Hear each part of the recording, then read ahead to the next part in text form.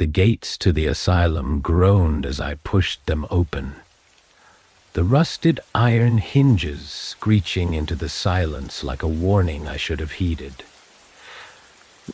The air was thick with decay, a staleness that clung to my lungs and made each breath feel heavier than the last. The sprawling skeletal remains of Blackridge Asylum rose before me, its shattered windows like hollow eyes, watching my every move. The building loomed, the faded Blackridge Mental Institute, lettering barely visible on the crumbling facade, worn down by decades of abandonment and whispered legends.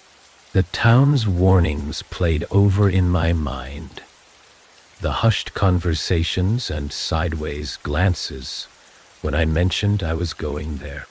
Nobody wanted to talk about the place. Not the sheriff, not the historians, not even the teenagers who dared each other to approach the gates late at night. Some things should stay buried, one old man had told me, his words punctuated by a nervous glance at the forest that bordered the property. But that's exactly why I was here. The disappearances, the rumors, Ibigay, Abdelku, the shadows no one wanted to name. Few saw us. The first step into the courtyard was like crossing a threshold into another world. The air shifted, growing colder, sharper, as if the asylum itself had been waiting for me.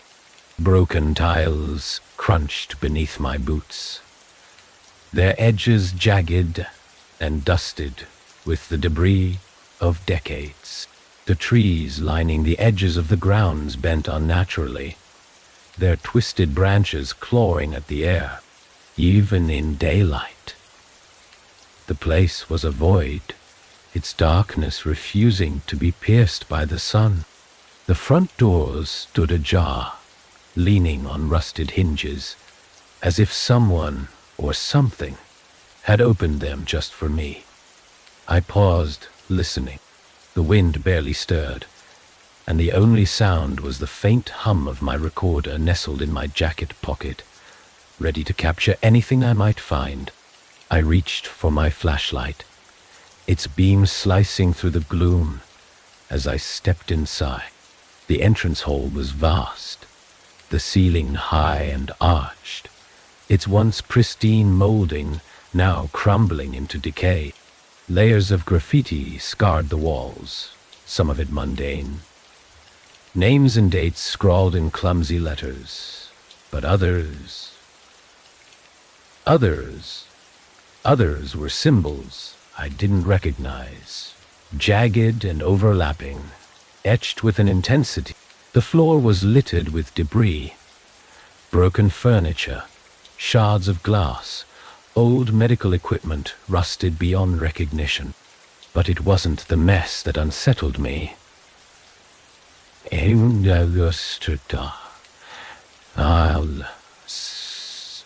It was the silence. I moved deeper into the hall, the beam of my flashlight catching glimpses of old reception desks and wheelchairs overturned in forgotten corners. My boots echoed against the cracked tiles, each step punctuating the oppressive quiet. It felt as though the building was holding its breath, waiting for something to happen. I reached what must have been the central staircase, its once grand balustrade, now a skeletal remnant. The wood warped and splintered. The stairs spiraled up into the shadows, disappearing into the darkened upper floors, where the light couldn't reach. The air grew colder the closer I got, a chill seeping into my skin that no amount of layers could block. A faint sound broke the silence, a metallic creak, soft but deliberate. My heart jumped, the adrenaline kicking in as I swung the flashlight toward the noise. A door at the far end of the hall swayed slightly, the movement too slow to be from a draft. I hesitated, every instinct telling me to turn back, but curiosity, or maybe arrogance, pushed me forward. The door opened into what had once been the patient intake room. A row of examination tables lined the walls, their metal surfaces dull with rust. A single chair sat in the center of the room, its leather straps hanging limp but stained, as if they'd held too many secrets. The scent here was stronger, metallic, almost coppery, like old blood that had soaked too deep into the floors to ever be clean. And then I saw the first stain. It was dark, almost black, smeared across the tiles in uneven streaks that led toward a far corner of the room. The sight of it made my stomach tighten, but I followed it anyway, the flashlight beam steady in my trembling hand. The trail ended at a wall, a solid, unremarkable slab of plaster covered in peeling paint, but something about it felt wrong. Evil, I reached out, my fingers brushing against the surface. It was cold, colder than the air, colder than it should have been. My hand recoiled instinctively, but not before I felt the faintest vibration beneath the surface. Like a heartbeat, the hum started softly, barely audible, but it grew, resonating through the floor and up into my chest. It wasn't coming from the recorder or the flashlight.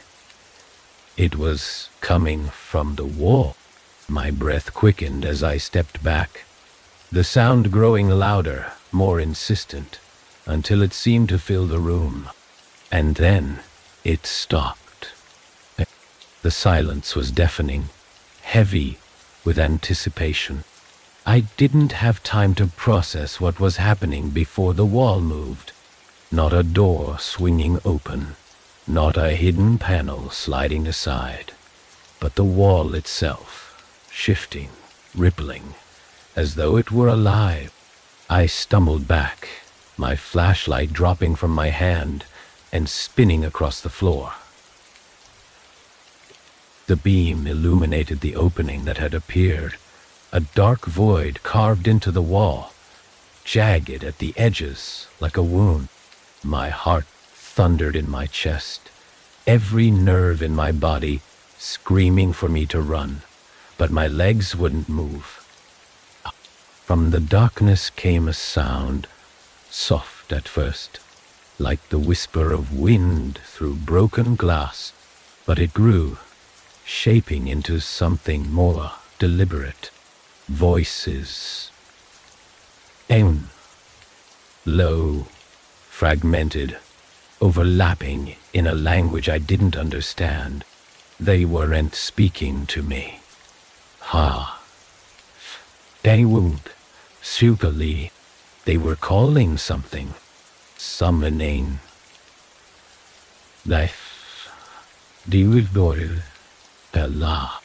The temperature dropped sharply, my breath visible in the dim light as the whispers grew louder, more urgent. Shadows spilled from the opening, stretching across the floor, reaching for the light like fingers desperate to grasp something solid.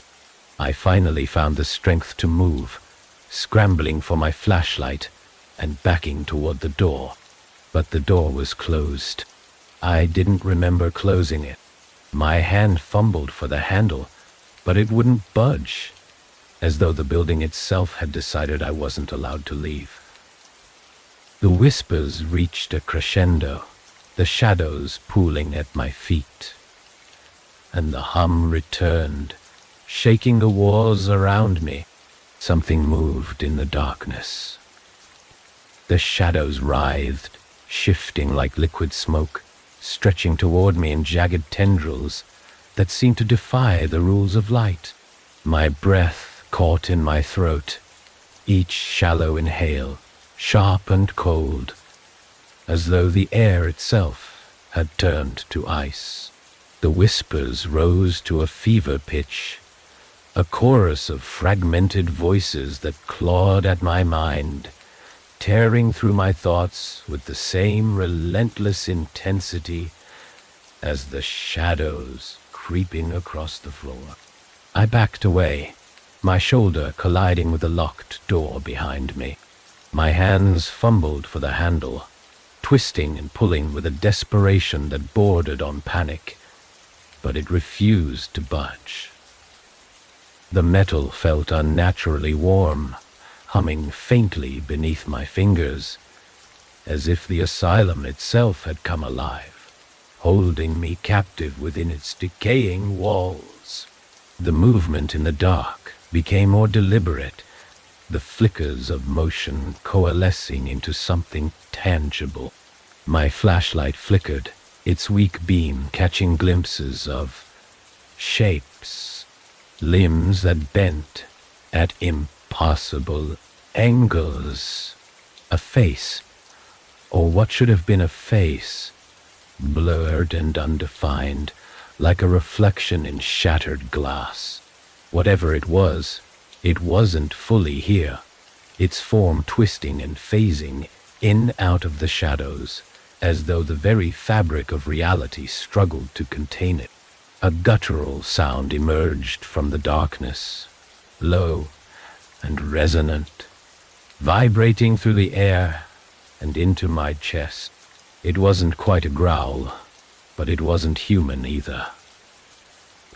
The sound carried a weight, a sense of purpose that froze me in place, my mind screaming at my body to move, to run, but my legs refused to obey. The wall behind me shifted, the plaster groaning as if under immense pressure. I turned, my hands still gripping the door handle, and watched in horror as the surface began to split, jagged cracks spreading outward like veins. From within the fractures came a faint glow, pulsing in time with the hum that now seemed to emanate from everywhere at once. I couldn't look away. The light drew me in, its sickly, unnatural glow casting distorted shadows across the room. The cracks widened, and from within them seeped a dark, viscous substance that dripped onto the floor, pooling at my feet.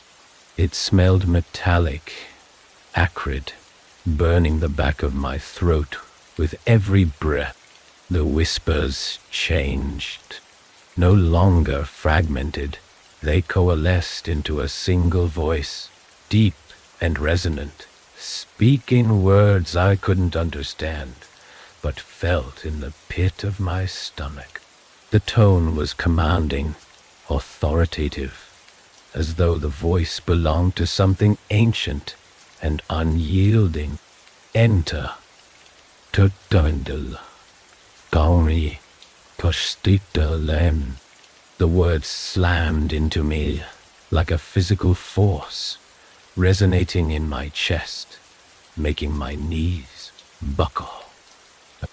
I fell to the floor, the flashlight tumbling from my grip and spinning across the room. Its beam landed on the jagged void in the wall, illuminating the shifting shadows within. I wanted to look away, but I couldn't.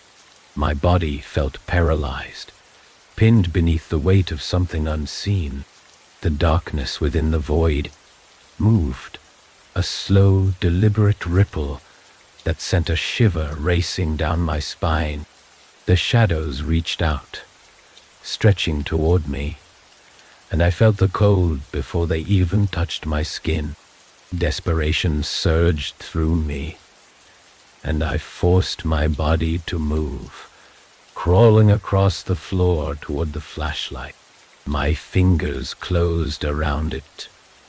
Just as the first tendril of shadow brushed against my ankle, the cold was unbearable, seeping into my bones, freezing me from the inside out. I kicked out instinctively, the motion breaking whatever hold the shadows had on me, and scrambled to my feet. The hum grew louder, the cracks in the wall splitting further, and for a moment I thought the entire structure might collapse. The shadows surged forward, no longer hesitant, their movements frantic and aggressive, like predators closing in on prey. I swung the flashlight wildly, its beam cutting through the dark, but doing little to deter whatever was coming for me. And then I saw it. From within the void emerged a figure, its form indistinct, but unmistakably raw. It was tall, impossibly so, its limbs elongated and jagged, its movements jerky and unnatural. Its face, or lack thereof, was a swirling void, a darkness deeper than the shadows around it, pulling in the light and devouring it whole. The figure tilted its head as if observing me, and the whispers fell silent. For a moment, there was only the sound of my ragged breathing, the hum reverberating faintly in the background. The figure didn't move, but its presence pressed against me like a physical weight, suffocating and inescapable. My chest tightened, my vision blurring as panic clawed at the edges of my mind. The whispers returned, sharp and piercing, their fragmented words cutting through the silence like broken glass. You were not meant to see. The shadows surged forward, and this time there was no escape. They wrapped around me, cold and suffocating, pulling me toward the void. My flashlight flickered, its beam fading as the darkness closed in, and for a moment I thought this was the end. But then the wall behind me gave way.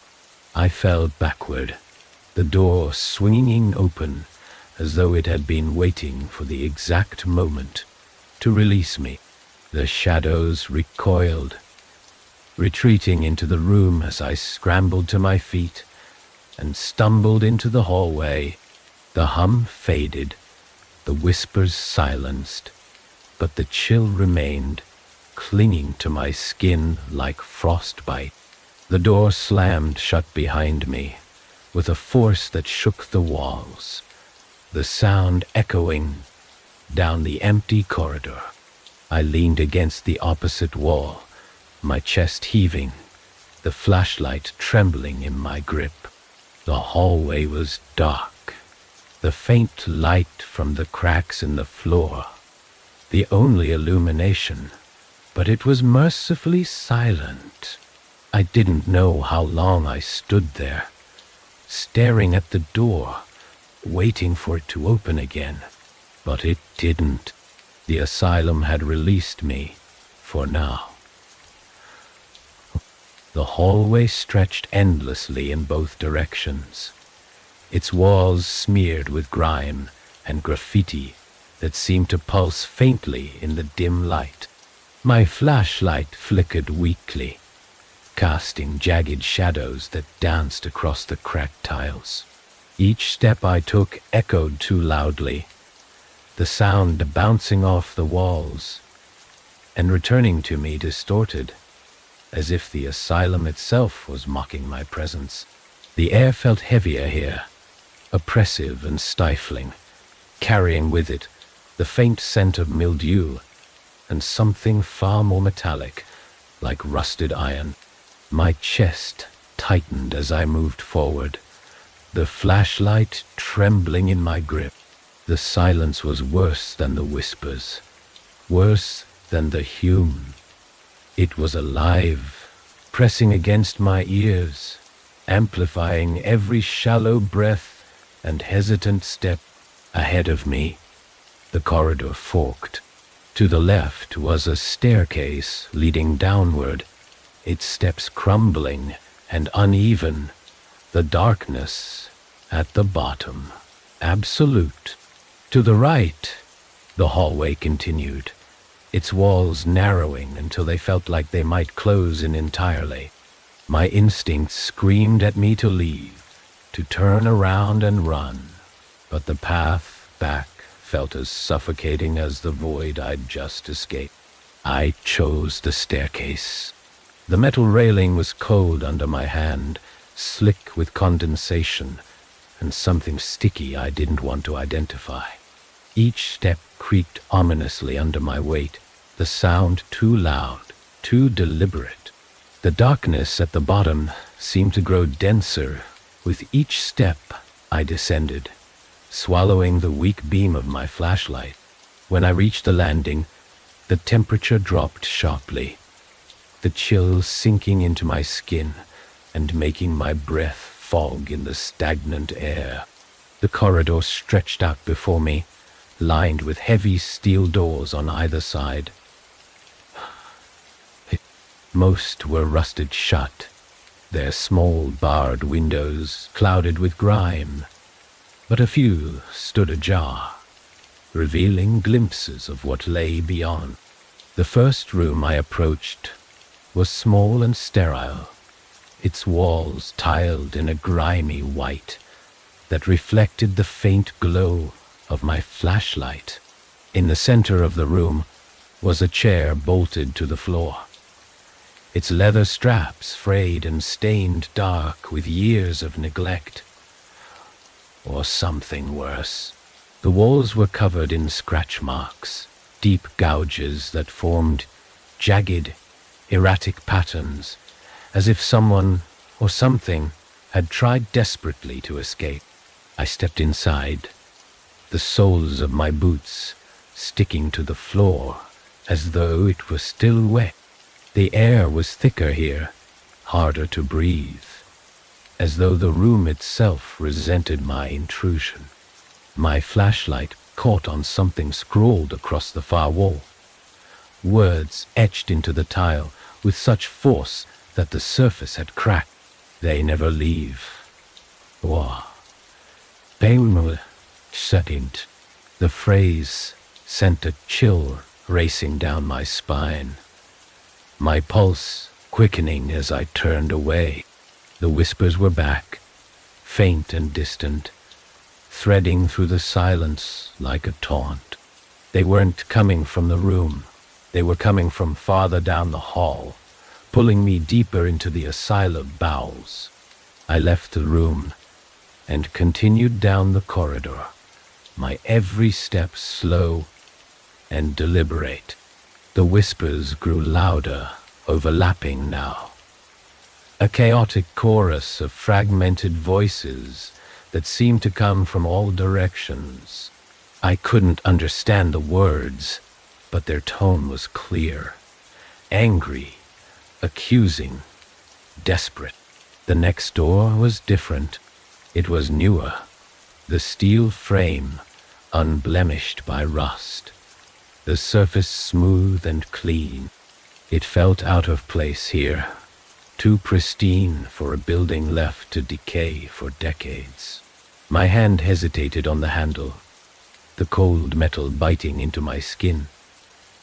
But curiosity, or perhaps something more sinister, pushed me forward.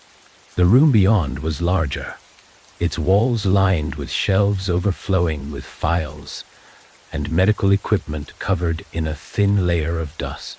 In the center of the room was a table, its surface cluttered with papers, a few scattered photographs, and what appeared to be a reel-to-reel recorder. The air was heavy with the scent of paper and decay, mingling with something sharper, like burned plastic. I approached the table, my flashlight illuminating the yellowed papers. Patient records, handwritten notes, diagrams. Everything was carefully organized, as if someone had been studying them just moments ago. One file caught my eye. Its cover marked with the words, "Project Silent Mercy." I opened it, my fingers trembling as I flipped through the pages. The contents were worse than I could have imagined. Detailed accounts of experiments conducted on patients, procedures that blurred the line between medicine and cruelty. Diagrams showed modifications to the human brain, grotesque alterations meant to enhance receptivity to external influences. The language was clinical, detached, but the implications were horrifying. A photograph slipped from the folder, fluttering to the floor. Edward Giunameni. Ketative flight. I picked it up, holding it under the flashlight's beam. It showed a group of doctors standing in a stark, sterile room, their faces obscured by surgical masks. At the center of the photo was a patient strapped to a table, their face contorted in agony. Behind them, almost imperceptible at first, was a shadow, a figure standing in the corner, its form indistinct but undeniably wrong. The whispers surged, louder now, filling the room with their chaotic cacophony. I stumbled back, my flashlight casting wild, jagged shadows across the walls. The recorder on the table crackled to life, the reels spinning as a distorted voice filled the air. "You shouldn't be here." The voice was sharp, metallic, layered with static that made it difficult to understand. But the warning was clear.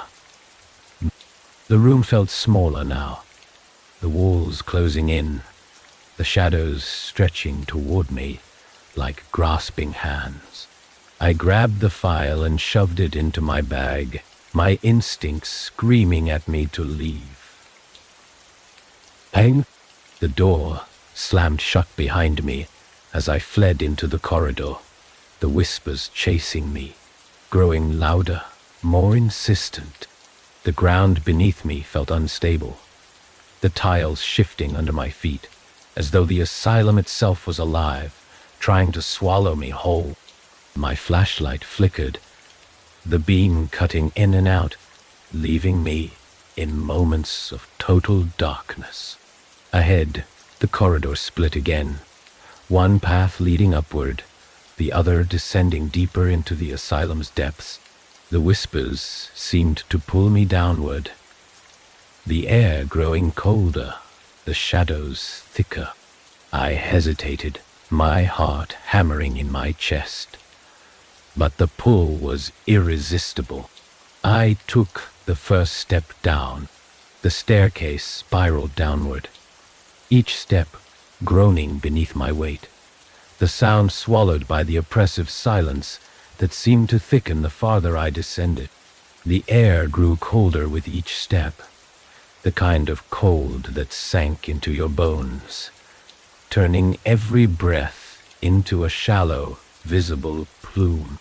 The whispers were relentless now, rising and falling in intensity like the tide, their fragmented voices threading through my thoughts and pulling me deeper into the abyss. The walls around me changed as I descended. What had once been cracked tiles gave way to smooth concrete, damp and slick with moisture that reflected the faint beam of my flashlight. Strange markings appeared, carved into the walls, their jagged lines overlapping and chaotic, as though whoever had etched them had done so in a frenzy. Some looked like letters, others like symbols, but none of them made any sense. My flashlight flickered, its beam struggling against the growing darkness. The shadows seemed alive here, shifting at the edges of my vision, moving in ways that felt deliberate. Every nerve in my body screamed at me to turn back, to find the stairs and climb until I was far, far away from this place. But something stronger, something that felt less like curiosity and more like compulsion, kept me moving forward. At the bottom of the staircase, the corridor stretched out before me, impossibly long, its end swallowed by shadow. The air was heavy with the smell of mildew and something sharper, something metallic that lingered in the back of my throat. My boots crunched on debris as I stepped into the hallway, the sound unnervingly loud against the oppressive silence. The doors here were different, heavier, reinforced, each one marked with a small window, its glass thick and fogged with grime. I stopped at the first door, wiping the glass clean with my sleeve, and peered inside. The room was small and sterile, its walls lined with cabinets filled with rusted tools. In the center of the room stood a single chair, its leather straps dangling like limp, decayed vines. The air inside was still, but the sensation of being watched was overwhelming. I moved to the next door, my heart pounding as I pressed my flashlight to the glass. This room was empty, save for a gurney pushed against the far wall. And the walls were covered in scratches, deep and erratic, as though someone or something had clawed at them in desperation. The whispers grew louder, their fragmented voices weaving through the silence, pulling me further down the corridor. My pulse quickened as I reached the final door, its surface unmarked, save for a single jagged symbol carved into the wood. The sight of it sent a chill racing down my spine, the lines sharp and angular, radiating a malice that felt almost tangible. The handle was cold beneath my hand, colder than the air around me. I hesitated, every instinct screaming at me to let go, to turn back.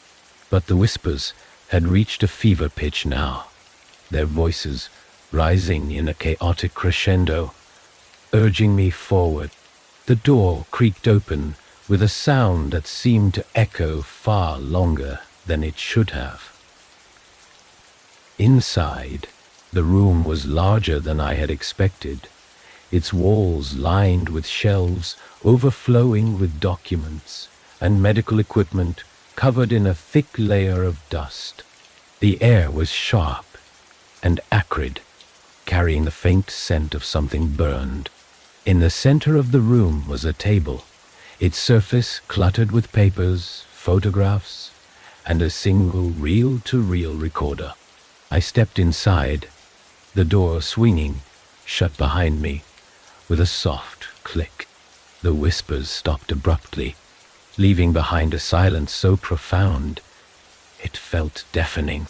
My flashlight illuminated the table, its beam cutting through the dust that hung in the air like a shroud.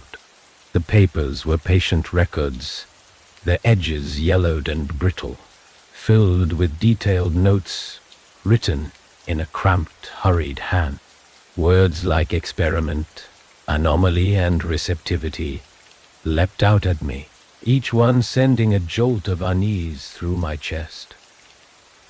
Diagrams accompanied the text, grotesque illustrations of human anatomy, twisted and altered in ways that defied comprehension. At the center of the table was a photograph, its black and white surface faded, but still clear enough to make out the figures it depicted. A group of doctors stood in a stark, sterile room, their faces obscured by surgical masks. At the center of the photo was a patient strapped to a table, their face contorted in an expression of pure agony.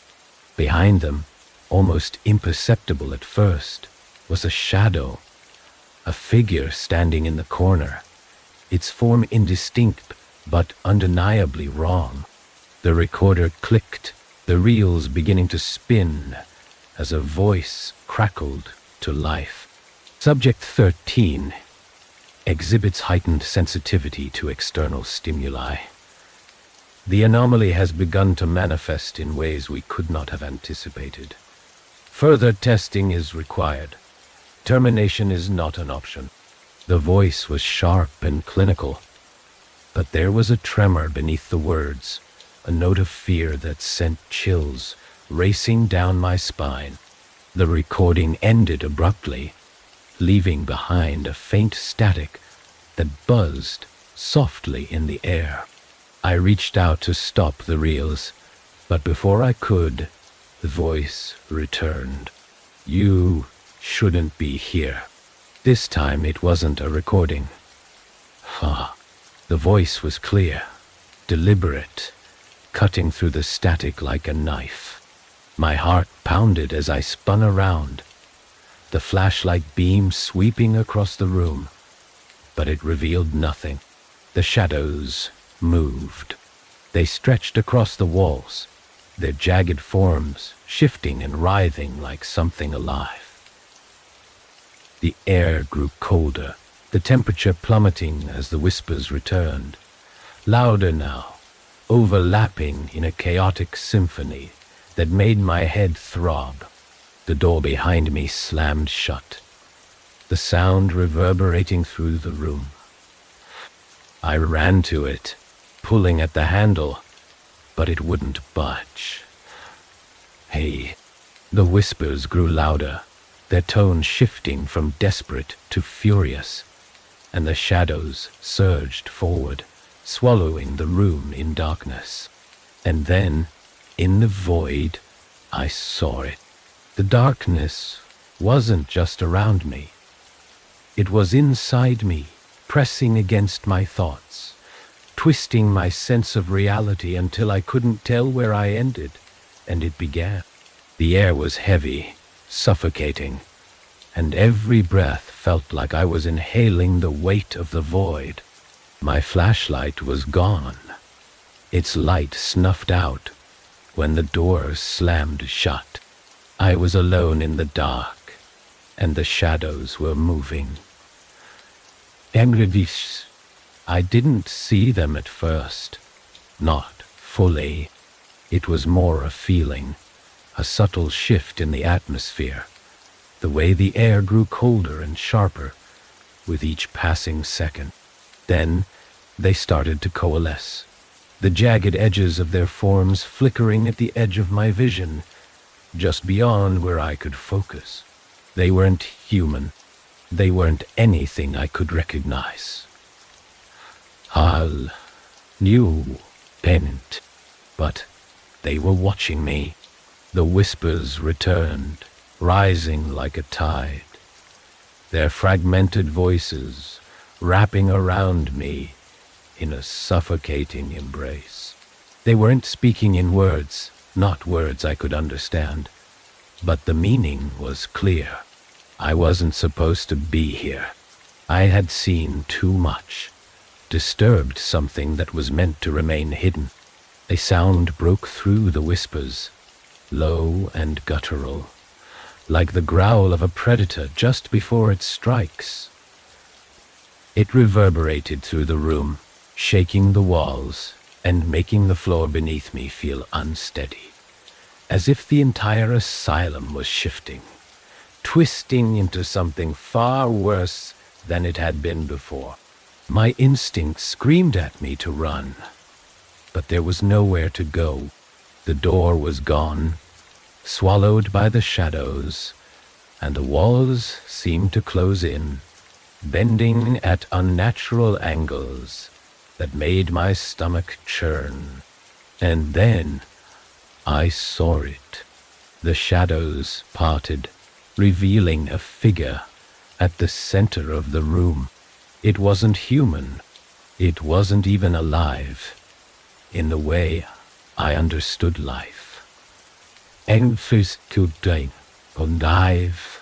It was tall, impossibly so.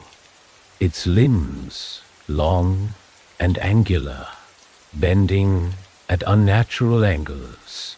Its face, or what should have been its face, was a void, a swirling mass of darkness that seemed to devour the faint light in the room. It moved toward me, its motions jerky and deliberate, as though it was piecing itself together. As it stepped closer, I couldn't move. My body refused to obey, paralyzed by the weight of its presence. My heart pounded in my chest, each beat a desperate attempt to anchor me to reality, but it felt futile. The thing tilted its head, as though studying me, and for a moment, the whispers stopped. The silence was worse. It reached out, its hand, or what passed for one, hovering inches from my chest. The cold radiating from it was unbearable, sinking into my skin and freezing me from the inside out. The void where its face should have been seemed to pulse, a rhythmic, nauseating beat that matched the pounding of my heart. And then it touched me. The moment its hand pressed against my chest, everything changed. Pain lanced through my body, sharp and electric, as though I was being torn apart, molecule by molecule. My vision blurred, the room dissolving into a kaleidoscope of fractured light and shadow. I could feel it, whatever this thing was, reaching inside me, threading itself through my veins, binding me to it in ways I couldn't comprehend. The whispers returned, louder now, deafening their fragmented voices, forming a single, unified command. You are ours. The shadows surged forward, swallowing me whole, and for a moment I thought I would disappear into the void entirely. But then the light flared, a sudden, blinding burst that drove the darkness back, tearing the shadows apart like smoke caught in a gale. The figure recoiled, its form flickering and unstable, and the grip on my chest loosened. I fell to the floor, gasping for air, my body trembling with exhaustion. The light didn't last long, fading as quickly as it had appeared, but it was enough.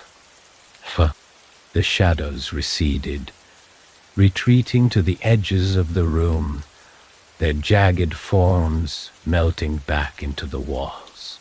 The whispers quieted, their voices fading into a low, steady hum that vibrated through the air. The room was different now.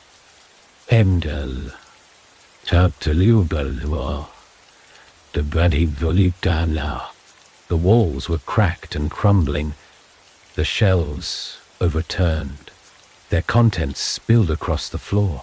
The table at the center of the room was split in two, the papers and photographs scattered, some of them singed at the edges as though touched by fire. The air was thick with the smell of ash, and something metallic, sharp and acrid like blood.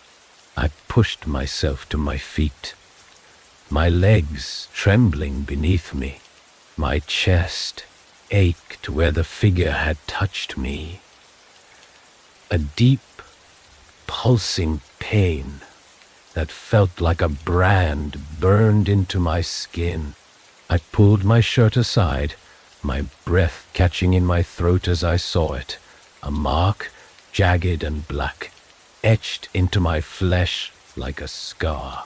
It pulsed faintly, in time with the hum that filled the room. I didn't have time to think about what it meant. The whispers were returning. Faint at first, but growing louder, more insistent. The shadows at the edges of the room began to stir, their movements slow and deliberate.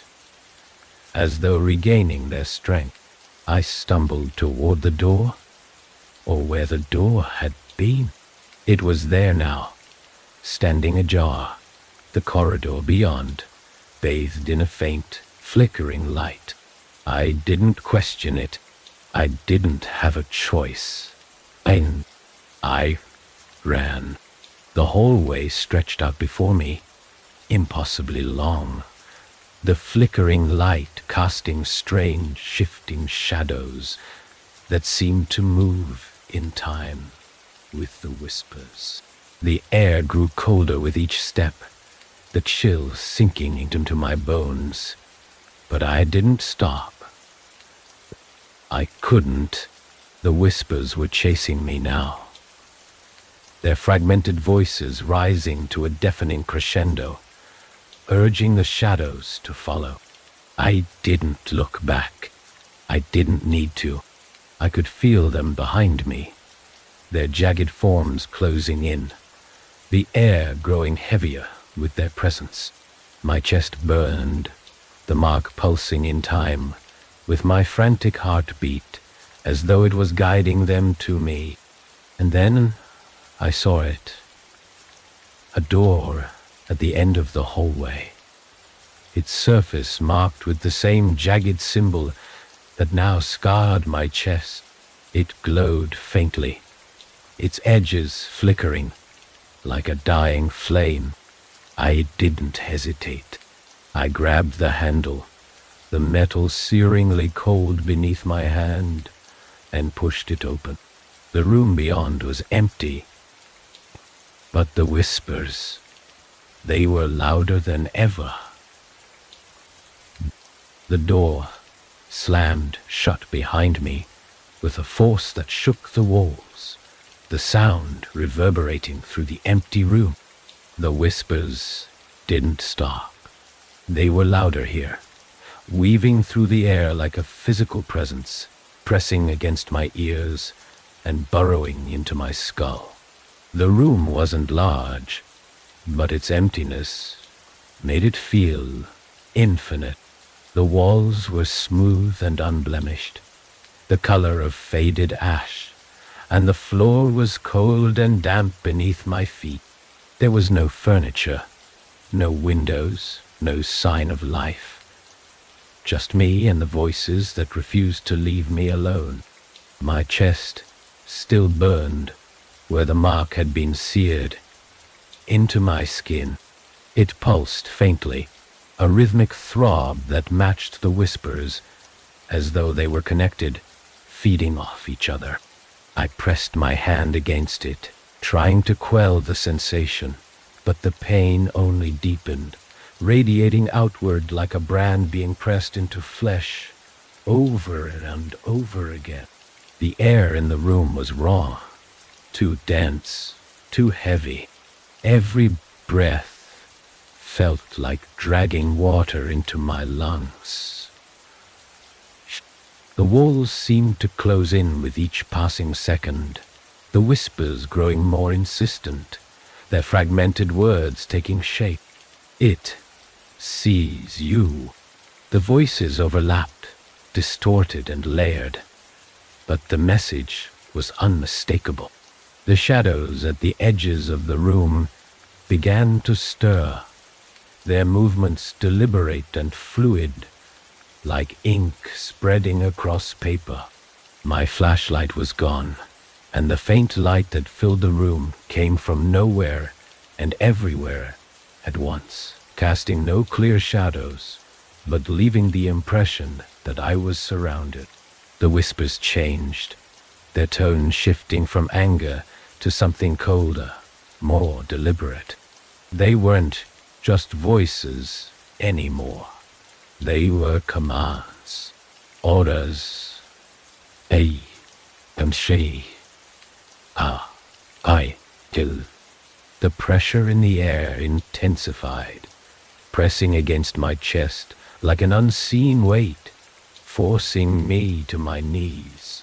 My head pounded, the whispers tunneling deeper into my mind, pulling at something I couldn't quite grasp.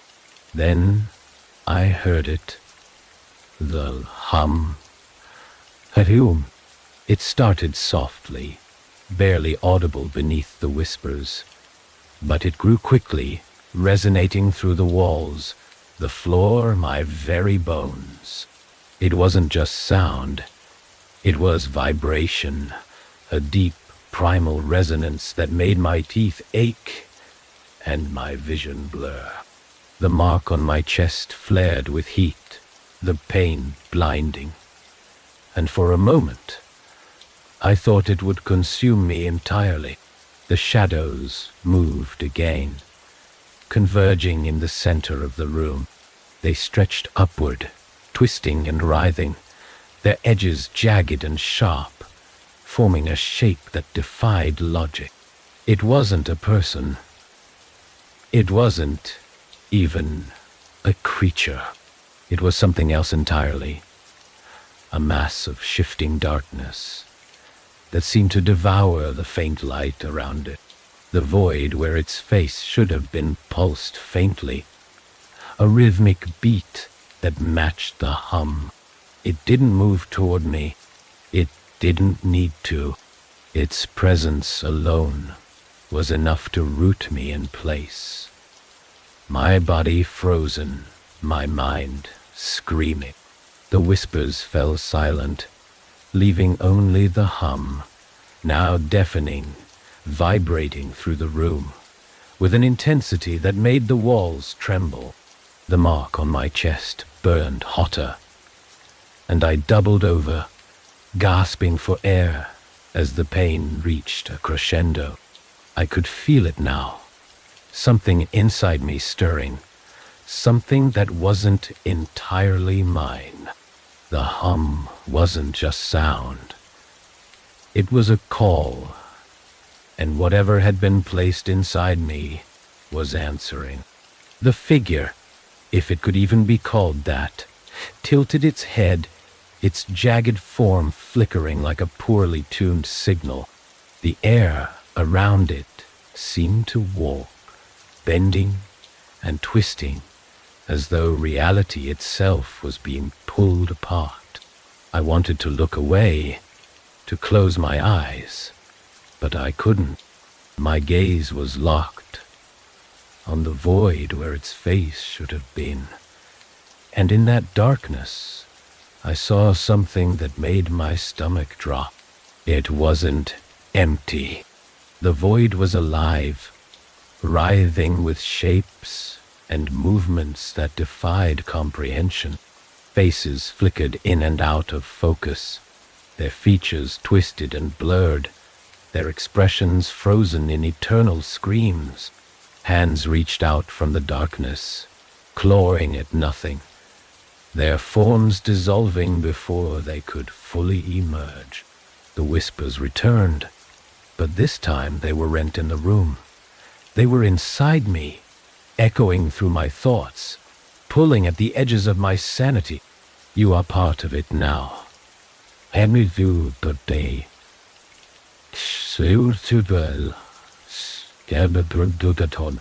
The words slammed into me like a physical blow, the force of them driving me to the floor. The shadows surged forward, surrounding me, enveloping me in a suffocating embrace. The hum grew louder, a deafening roar that drowned out everything else. And for a moment, I thought I would be consumed entirely. And then, silence. And feeling alone, that funny delays. The shadows recoiled, retreating to the edges of the room, their movements slow and deliberate. The figure remained, its jagged form flickering faintly, the void where its face should have been pulsing with a dull, rhythmic light. My chest ached, the mark throbbing in time with the light, but the pain had dulled, replaced by a strange, cold numbness.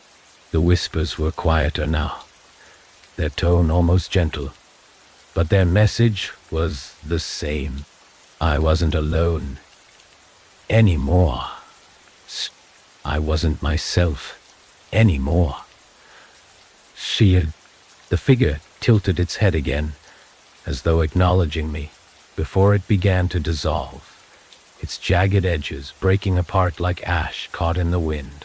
The shadows followed, bleeding back into the walls, until the room was empty once more.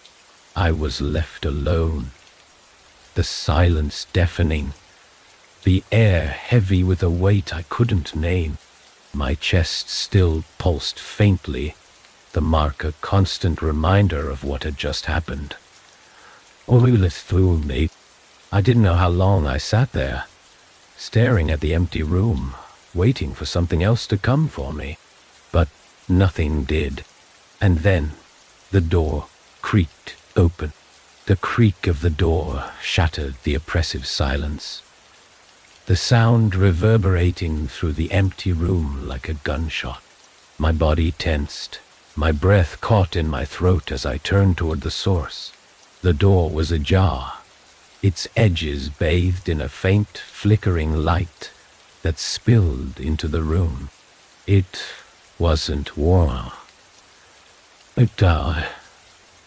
It wasn't candle. It wasn't welcoming. It was cold, sharp, and alive, pulsing faintly in time with the ache in my chest. I didn't want to move. I didn't want to move. My legs felt like lead, my body frozen by the memory of the shadows and the figure that had filled this space moments ago. But the pull was there, subtle but insistent, tugging at the edges of my mind, compelling me forward. The whispers were gone now, replaced by a deep hum that resonated through the floor, through my bones, an unrelenting reminder that I was no longer in control. With trembling hands, I pushed myself to my feet. The pain in my chest flared briefly, a sharp, searing heat that made me gasp. I pressed my hand against the mark, as if I could quiet it, but the pulsing continued, steady and deliberate, like a second heartbeat.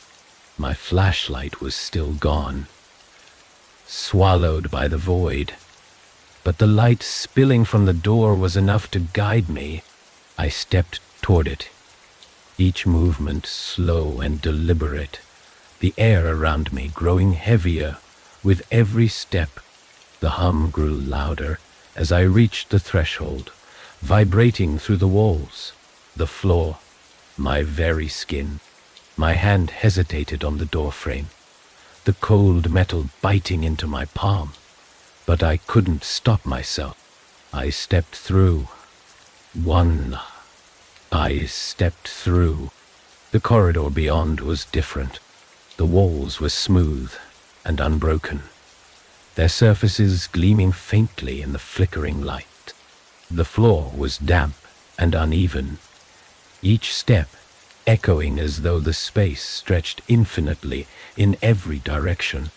The air was colder here, sharp and metallic, filling my lungs with a biting chill that made it hard to breathe. The light guided me forward, faint and inconsistent, casting jagged shadows that danced along the walls. The hum was deafening now, each pulse sending a shiver through my body. I tried to focus on my breathing, to steady the trembling in my hands, but the weight of the space pressed down on me, suffocating and unrelenting. As I moved deeper into the corridor, I began to notice the shapes. At first, they were subtle, indents in the walls, faint impressions that could have been nothing more than tricks of the light. But as the corridor stretched on, the shapes grew more defined, their edges sharp and deliberate. Faces, dozens of them, etched into the walls, their features twisted and contorted, frozen in expressions of agony and despair. Their eyes were hollow, their mouths open in silent screams, as though they were trapped mid-cry, their voices stolen by the void. I tried not to look at them, to keep my eyes fixed on the path ahead, but their presence was overwhelming, their pain tangible, pressing against my mind like a physical weight. The corridor widened abruptly, opening into a vast chamber that seemed to stretch endlessly in every direction. The floor was smooth and reflective, like black glass, and the walls were lined with more of the twisted faces, their hollow eyes watching me as I stepped into the space. At the center of the chamber stood an altar, its surface carved with jagged, overlapping symbols that pulsed faintly with the same rhythmic light as the mark on my chest. I hesitated at the edge of the chamber, my instincts screaming at me to turn back, to run, but there was no going back. The door behind me had vanished, swallowed by the shadows, leaving me alone with the altar and the weight of the void pressing against my chest. The hum intensified as I stepped closer, each pulse growing stronger, more insistent. The mark on my chest burned, the pain sharp and unrelenting, as though the altar was calling to it, pulling it towards something I couldn't understand. My footsteps echoed unnaturally, the sound distorted and fragmented, as if the space itself was rejecting my presence. When I reached the altar, the pain in my chest flared, a searing heat that made my vision blur. I fell to my knees, my hands clutching at the smooth, cold surface of the altar. As the hum reached a deafening crescendo, the light from the symbols flared, blinding and all-consuming. And for a moment, I thought I would be consumed entirely. Then the light dimmed, and I saw it. A shape emerged from the darkness, tall and angular, its form jagged and unnatural. It wasn't the figure I had seen before. It was larger, more defined, its presence overwhelming, filling the chamber with a suffocating weight that made it impossible to breathe. The void where its face should have been pulsed with a rhythmic light, the same light that now consumed the altar, the same light that burned within me. The whispers returned, soft and deliberate, threading through the hum like smoke. They weren't fragmented anymore. They were clear, deliberate. It is time. The figure moved closer, its jagged form flickering, as though it was struggling to exist in this space. Its hand, or what passed for one, reached out, hovering inches from my chest. The mark burned brighter, the pain unbearable, and I felt it, whatever it was, pulling at me, drawing me toward the void. You belong. The words echoed through the chamber, their weight pressing against me like a tidal wave. I tried to resist, to pull away, but it was useless. The light flared one final time, consuming the chamber, the altar, and the figure. The pain in my chest reached its peak, and then nothing. Nothing. I woke up outside the asylum, the cold earth beneath me, and the faint light of dawn breaking over the horizon. The hum was gone, the whispers silent, but the mark on my chest remained, a constant rhythmic pulse that reminded me I was no longer just myself, and I knew without a doubt that I would never truly leave that place. It was part of me now. Et until both pa the beasting forever. Rish Allah Aniben.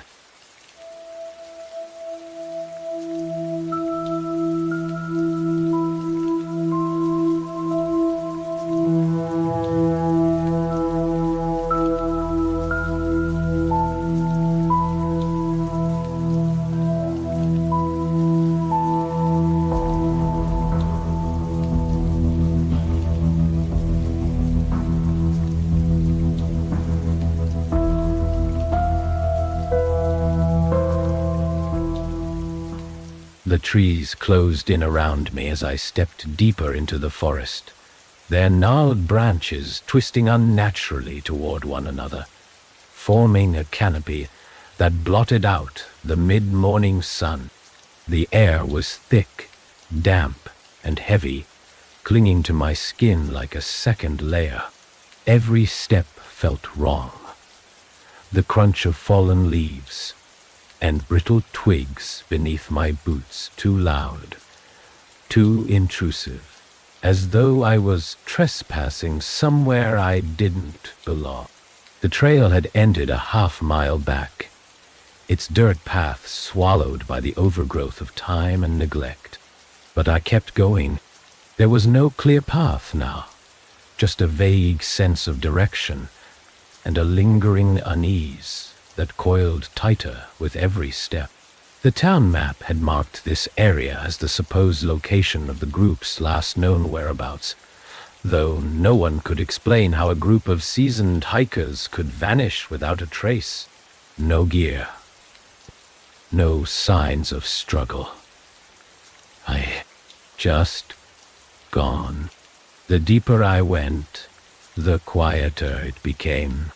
The distant hum of insects and the occasional chirp of birds that had filled the edges of the forest earlier were gone now, replaced by an oppressive silence that made my ears ring. It was the kind of silence that didn't feel natural.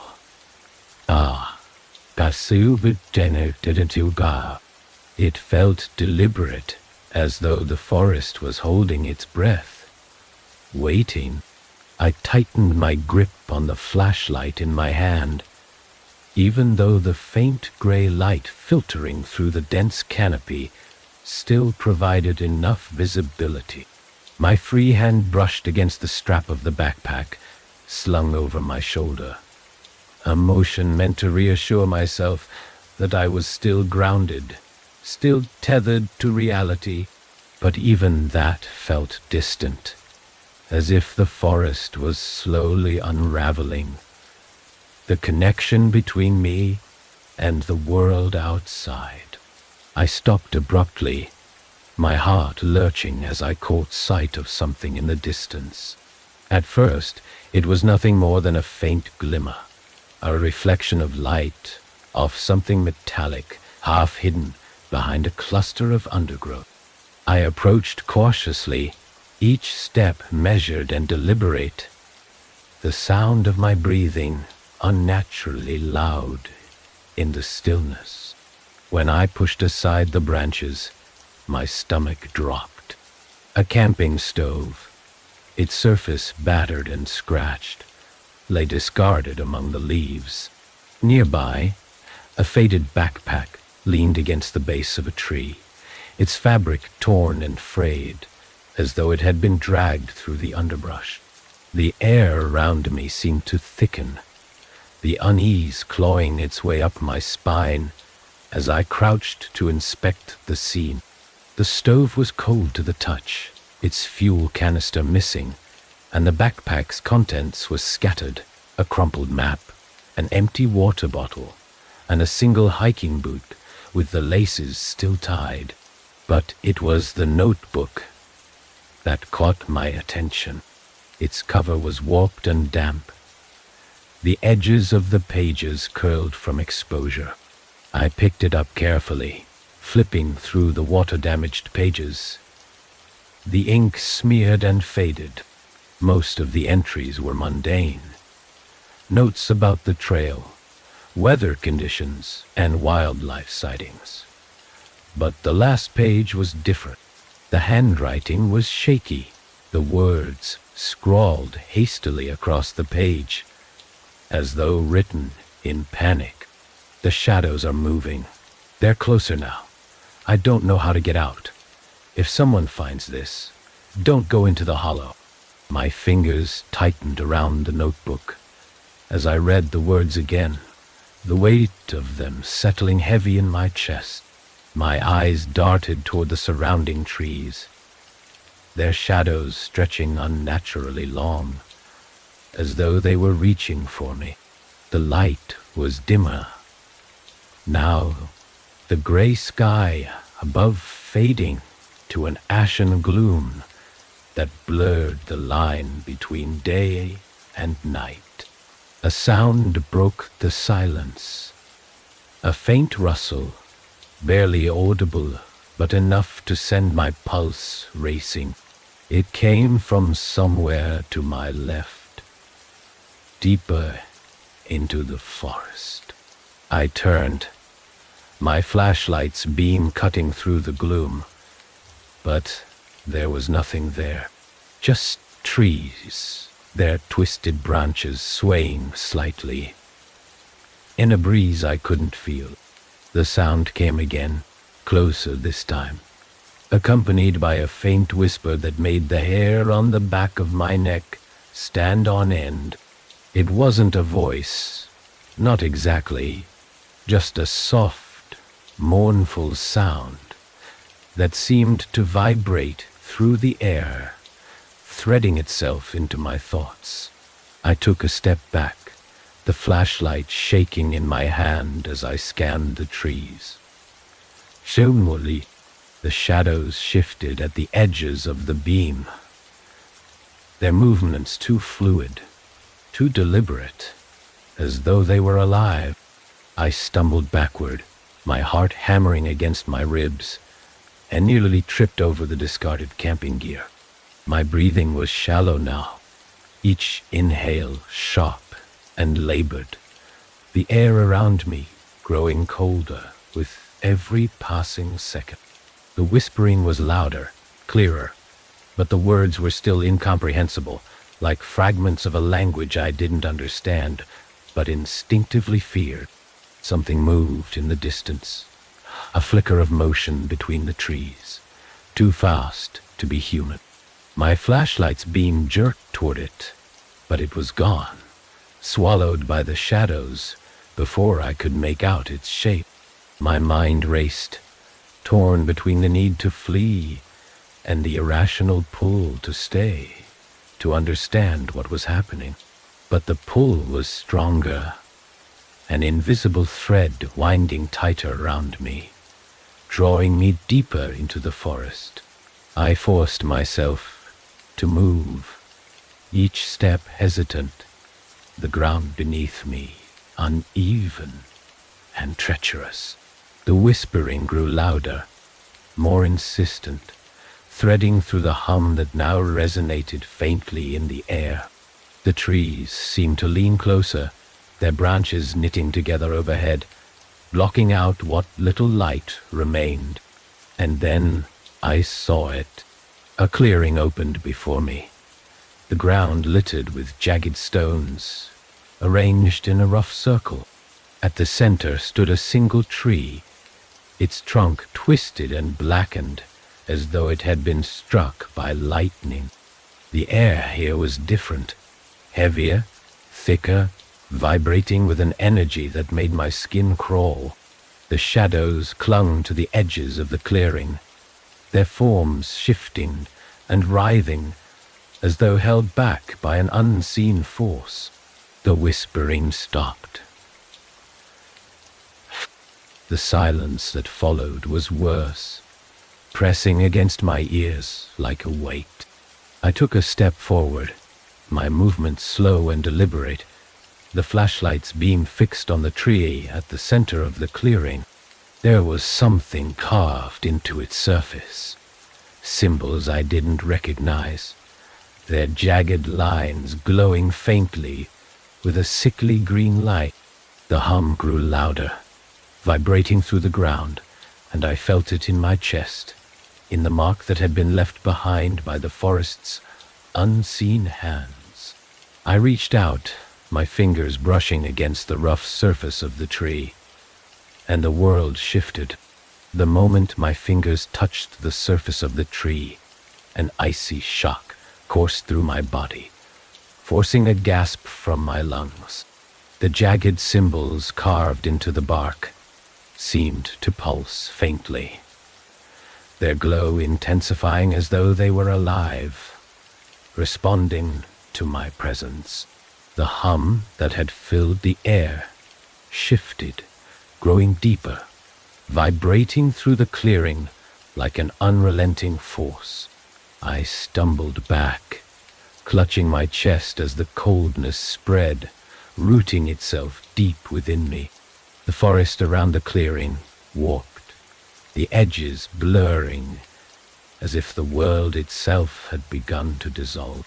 The air grew heavier, thicker, clinging to my skin with an almost tangible weight. Shadows slithered along the ground, moving toward the circle of stones, their movements deliberate and unnervingly organic. I backed away instinctively, my pulse hammering in my ears. But the clearing offered no solace. The only way out was the way I came, but even that path now seemed obscured, swallowed by the creeping darkness. The hum transformed into a low vibration that resonated deep in my chest, each pulse matching the frantic beat of my heart. My flashlight flickered erratically, its beam darting across the clearing like a nervous animal. The jagged rocks surrounding the tree seemed to shimmer in the unsteady light, their surfaces etched with the same symbols carved into the bark. And then I heard it, a sound that wasn't a whisper but a voice, low and distorted, layered with tones that didn't belong in this world. It wasn't speaking in words, not in any language I understood. But the intent behind it was unmistakable. It was calling to me, pulling at the edges of my mind, threading through my thoughts like a tendril of smoke. My body moved on its own, my feet dragging forward, the cold inside me intensifying with every step. The ground beneath me felt unstable, shifting with each movement, as though the forest itself were trying to draw me closer to the tree. The air grew colder still, biting at my skin, and the jagged symbols on the stones glowed brighter, their light casting warped, shifting shadows across the clearing.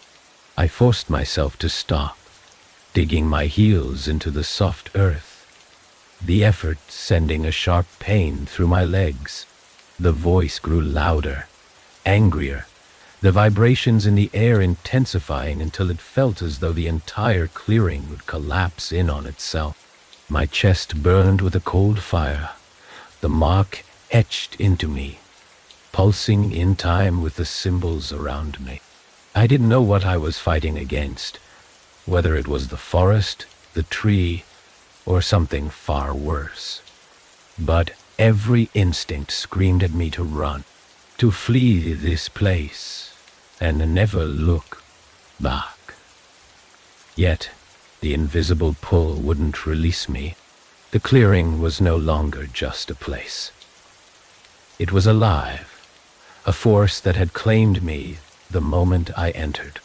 The voice shifted again, splintering into dozens of fragmented whispers that clawed at my mind. They overlapped, weaving into a chaotic symphony that threatened to drown out my own thoughts. My knees buckled, and I fell to the ground, my hands clutching at the dirt as though it might anchor me to reality. Through the haze of whispers, I became aware of movement. At the edge of the clearing, shapes emerged from the darkness, faint and indistinct at first, but they grew sharper as they drew closer. They weren't human. Their forms were jagged, fragmented, like shadows that had broken free of their source. They moved unnaturally, their limbs bending at angles that defied logic, their heads tilting in unison as they fixed their hollow gazes on me. The cold in my chest turned to ice, spreading outward until I could barely feel my limbs. My breath came in shallow gasps, each one a desperate attempt to hold on to what little control I had left. The shapes circled the clearing, their movements deliberate, their intent unmistakable.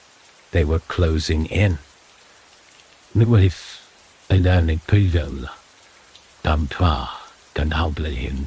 The tree pulsed with a blinding light, the symbols carved into its bark, flaring brightly before dimming once more. The light didn't chase the shadows away. It illuminated them, revealing the unnatural depth of their forms. I could see their edges now, sharp and jagged, their bodies flickering as though they existed only partially in this reality. One of the shapes broke away from the circle, moving toward me with deliberate slowness. It didn't walk. It glided, its fragmented limbs bending and twisting as it closed the distance between us. The whispers in my head grew louder, their tone shifting from anger to something almost inviting. The figure extended a hand, or what should have been a hand, its jagged edges flickering like static. It didn't touch me, but its presence alone was enough to freeze me in place. And then, just as suddenly as it had begun, everything stopped. The hum faded, the whispers dissolved into silence, and the light from the tree dimmed until it was nothing more than a faint glow. The shapes retreated, melting back into the shadows as though they had never been there. The cold in my chest eased, replaced by a dull ache that left me trembling on the ground. I didn't move for what felt like an eternity. My body too weak, my mind too frayed to process what had just happened. The clearing was still now, eerily so. The oppressive weight of the air replaced by a fragile stillness that felt just as dangerous. When I finally managed to stand, my legs shaking beneath me, I realized the symbols on the rocks had changed. They no longer glowed, but their jagged lines seemed deeper, more defined, as though they had been etched into the stone anew. The mark on my chest throbbed, faintly in response, a constant reminder that whatever had happened here wasn't over. I turned away from the tree, my flashlight still flickering weakly in my hand, and began to retrace my steps. The shadows at the edge of the clearing didn't follow, but I could feel their presence, their hollow gazes fixed on me as I moved away. The forest felt different now, heavier, darker, as though the clearing's influence had spread outward, infecting the trees and the air itself. The voice, faint and distant, whispered one last time before fading completely. "You're part of it now. Yuridada and Subla, so Ibiwe, she." The forest seemed different now, heavier with a presence I couldn't shake.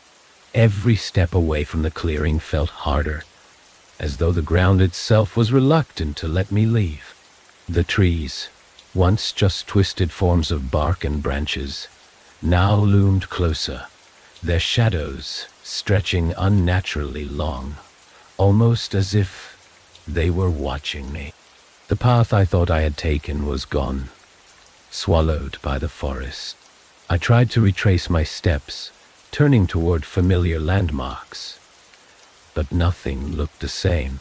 The trees formed a maze, their trunks too thick and too similar, their branches intertwining above to block out what little light remained. The air was colder here, sharper, biting at my skin, as though the forest itself was alive, pressing its chill deep into my bones. I stopped to catch my breath, leaning against a tree that felt colder than it should have. My chest ached, the mark beneath my shirt pulsing faintly, a dull reminder of whatever I had touched back in the clearing. The forest was silent now, but not in the way it had been earlier. Shui. This silence wasn't natural. It was deliberate, oppressive, as though the forest was waiting for me to make the wrong move. My flashlight flickered, the beam barely cutting through the shadows that seemed to grow thicker with each passing moment. I turned in a slow circle, scanning the trees for any sign of an exit, but all I found were more shadows, their edges shifting unnaturally at the corner of my vision. I wasn't alone. Sick. I could feel it, a presence just out of sight, watching, waiting. I pushed forward, each step hesitant, the weight of the silence pressing against me like a physical force. The forest felt endless, stretching in every direction, the trees blending together into a labyrinth I couldn't escape. My breathing grew shallow, my pulse racing, as I tried to suppress the rising panic threatening to consume me. Then I saw it. Through the dense underbrush, a faint glow cut through the darkness. It wasn't natural light. It was too green, too sharp, pulsing faintly in time with the ache in my chest. I hesitated, every instinct screaming at me to turn back, to stay away from whatever was waiting in the distance. But something stronger, something I couldn't explain, pulled me toward it, guiding my steps as though the forest itself was leading me. The glow grew brighter as I approached, casting jagged shadows that danced across the trees. I pushed through the underbrush, the branches clawing at my arms and legs, and stumbled into another clearing. This one was smaller than the last, the ground littered with moss-covered stones and fragments of wood that looked as though they had been burned long ago. At the center of the clearing was an archway. It was made of stone, its surface rough and weathered, etched with the same jagged symbols I had seen on the tree. The glow emanated from the arch, pulsing faintly like a heartbeat, casting the clearing in an otherworldly light. The air here was colder, sharper, vibrating with an energy that made my skin crawl. I stepped closer, my flashlight flickering as though it couldn't compete with the light from the arch. The symbols carved into the stone seemed to shift as I looked at them, their lines twisting and rearranging themselves into patterns I couldn't comprehend. My chest burned, the mark pulsing in response, each throb matching the rhythm of the light.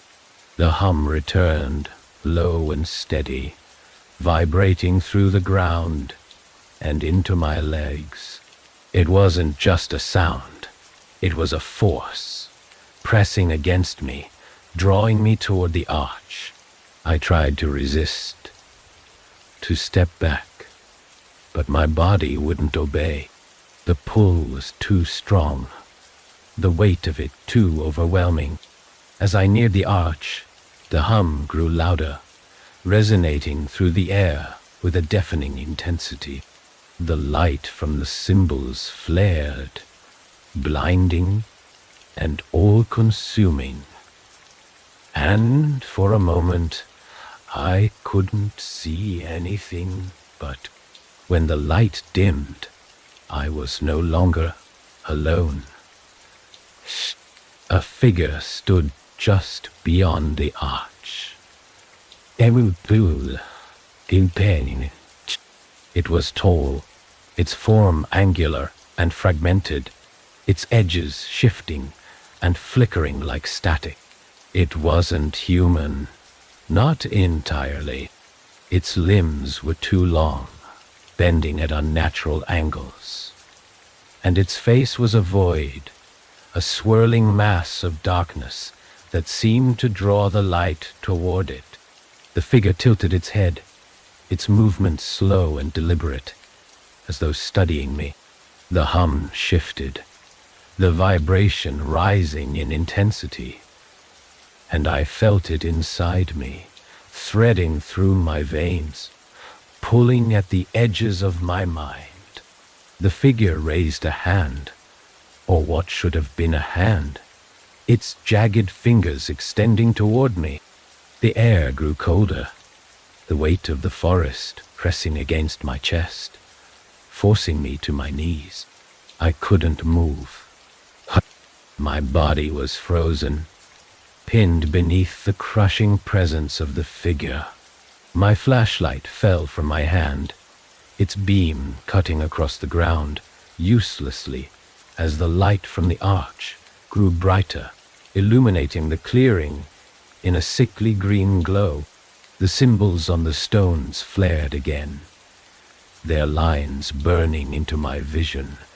As the figure stepped closer, the whispers returned, faint and distorted, threading through the hum like smoke.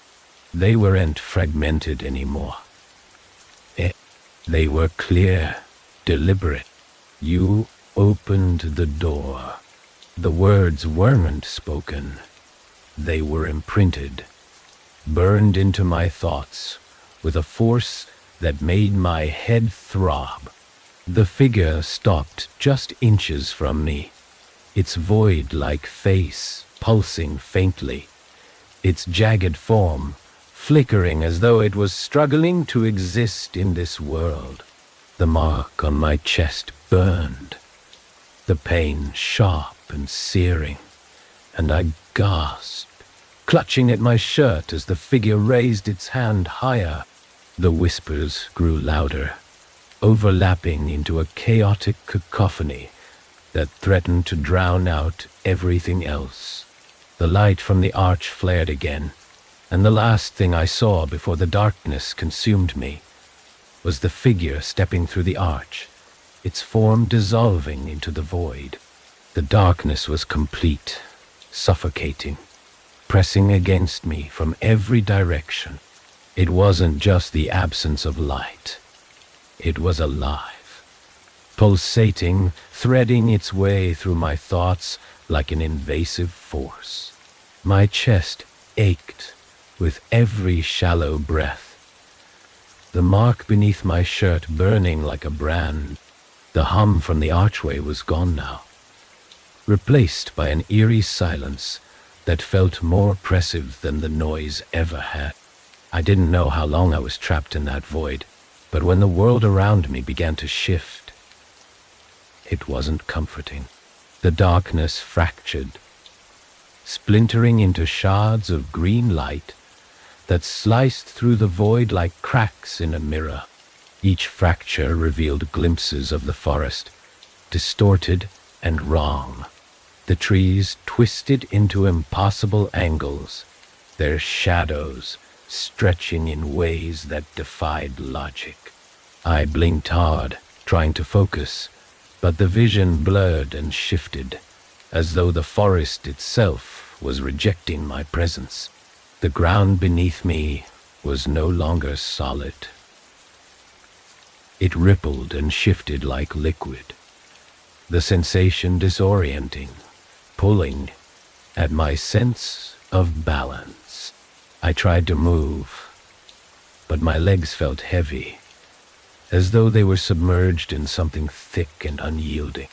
My hands reached out instinctively, grasping for anything solid, but all I found was air. The forest, or whatever version of it this was, stared back at me, its distorted shapes watching with silent malice. And then I heard it. The voice wasn't loud. It was a low, guttural sound that reverberated through the fractured space. It wasn't a single voice, but many, overlapping, in a cacophony of tones that didn't belong to this world. The words were incomprehensible, but the intent behind them was clear. They weren't calling to me.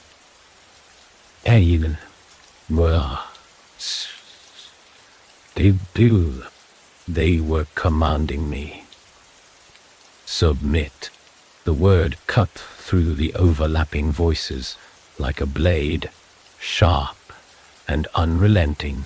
My chest tightened, the mark flaring with a heat so intense I thought it might burn through my skin. The fractures in the darkness widened, the shards of green light growing brighter until they coalesced into a single shape. A figure standing in the distance, its form jagged and unnatural. It wasn't the same as the shadowy being I'd seen before. It was I'd seen before. This one was larger, its edges sharper, its movements more deliberate. It didn't flicker or shift like the others had. It was solid, real, and it was coming closer. The hum returned, low and insistent, vibrating through the air and into my bones. The figure moved with a purpose, its jagged limbs bending at unnatural angles, its void-like face fixed on me. I tried to back away, but the ground beneath me refused to cooperate, shifting and pulling at my legs, rooting me in place. The whispers returned, threading through the hum, their fragmented voices overlapping in a chaotic symphony. They weren't in the air.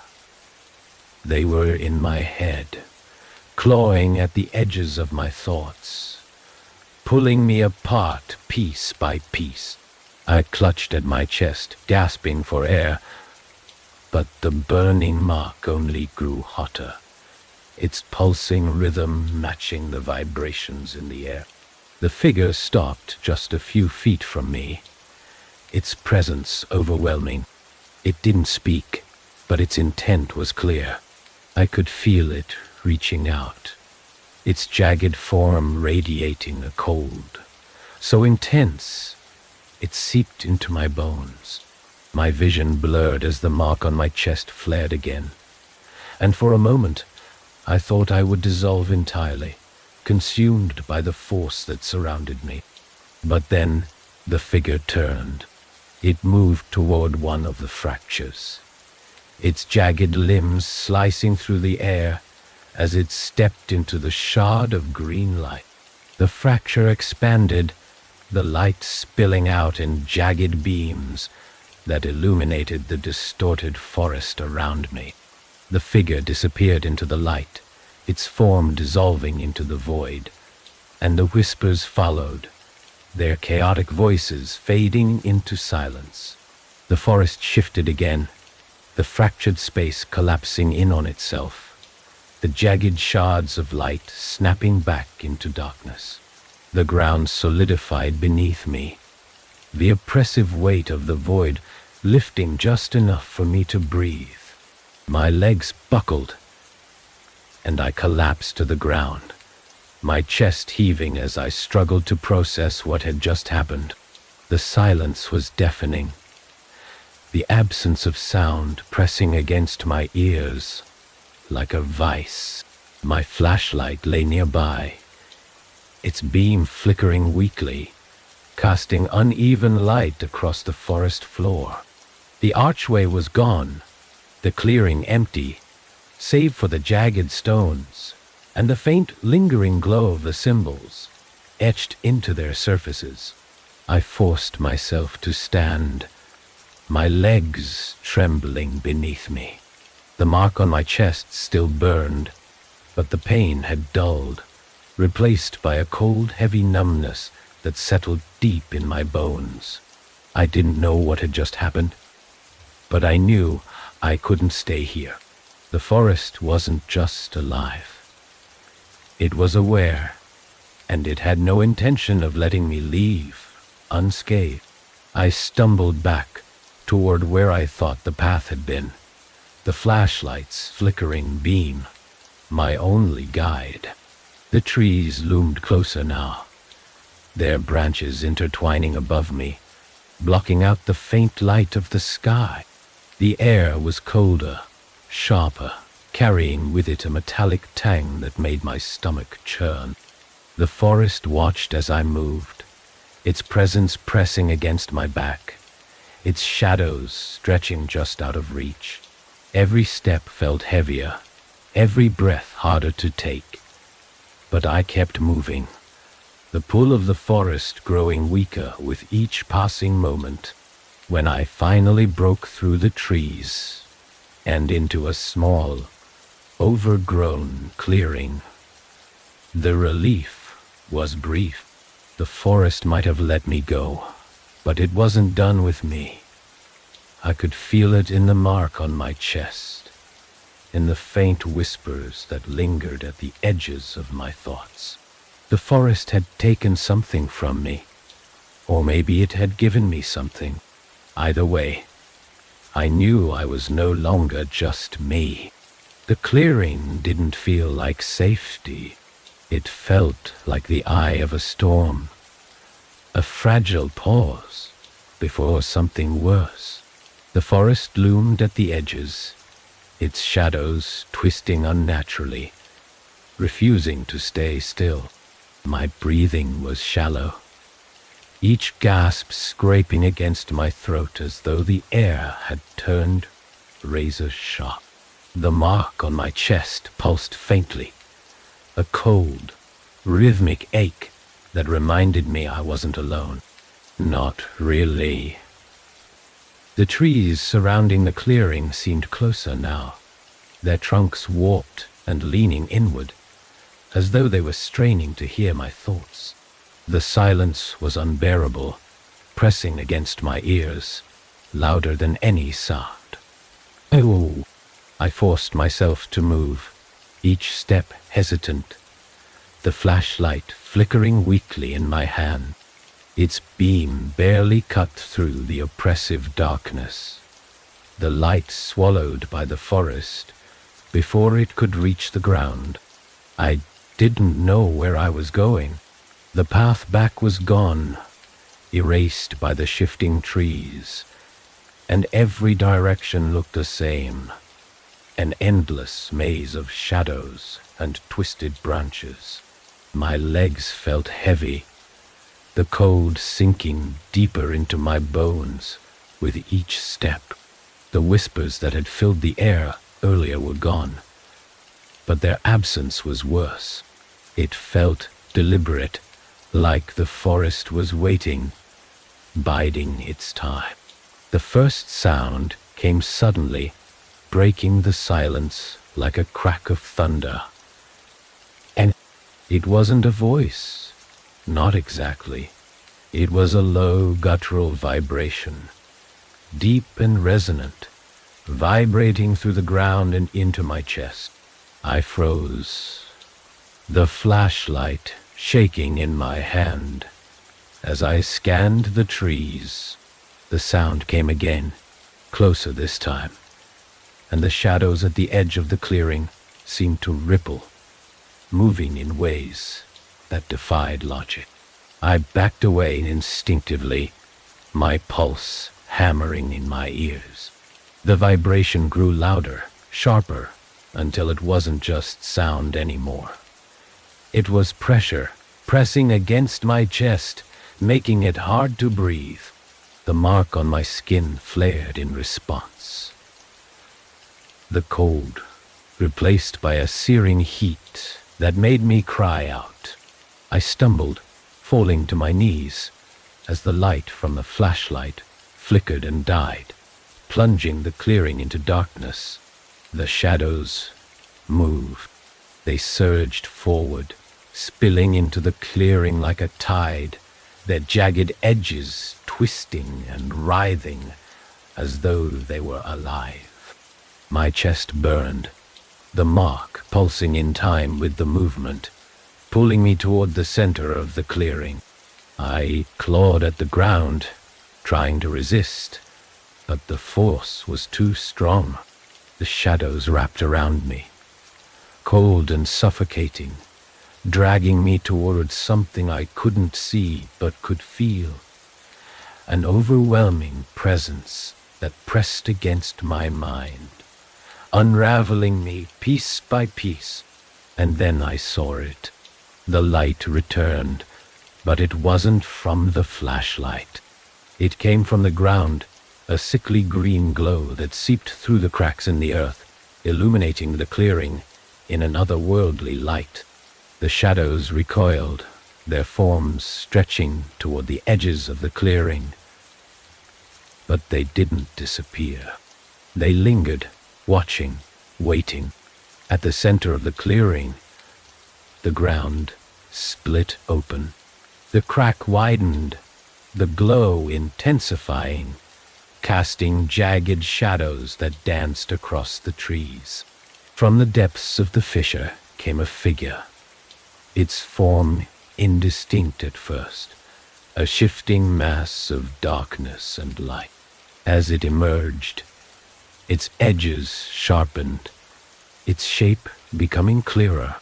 It was tall, impossibly so, its limbs long and angular, bending at unnatural angles.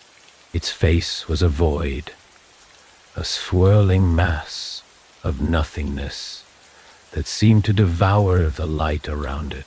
The hum returned, deeper and more resonant, vibrating through the air with a force that made my teeth ache. The figure stepped forward, its movements slow and deliberate, each step causing the ground to tremble. It didn't look at me. It didn't need to. Its presence alone was enough to pin me in place, my body frozen, my mind screaming.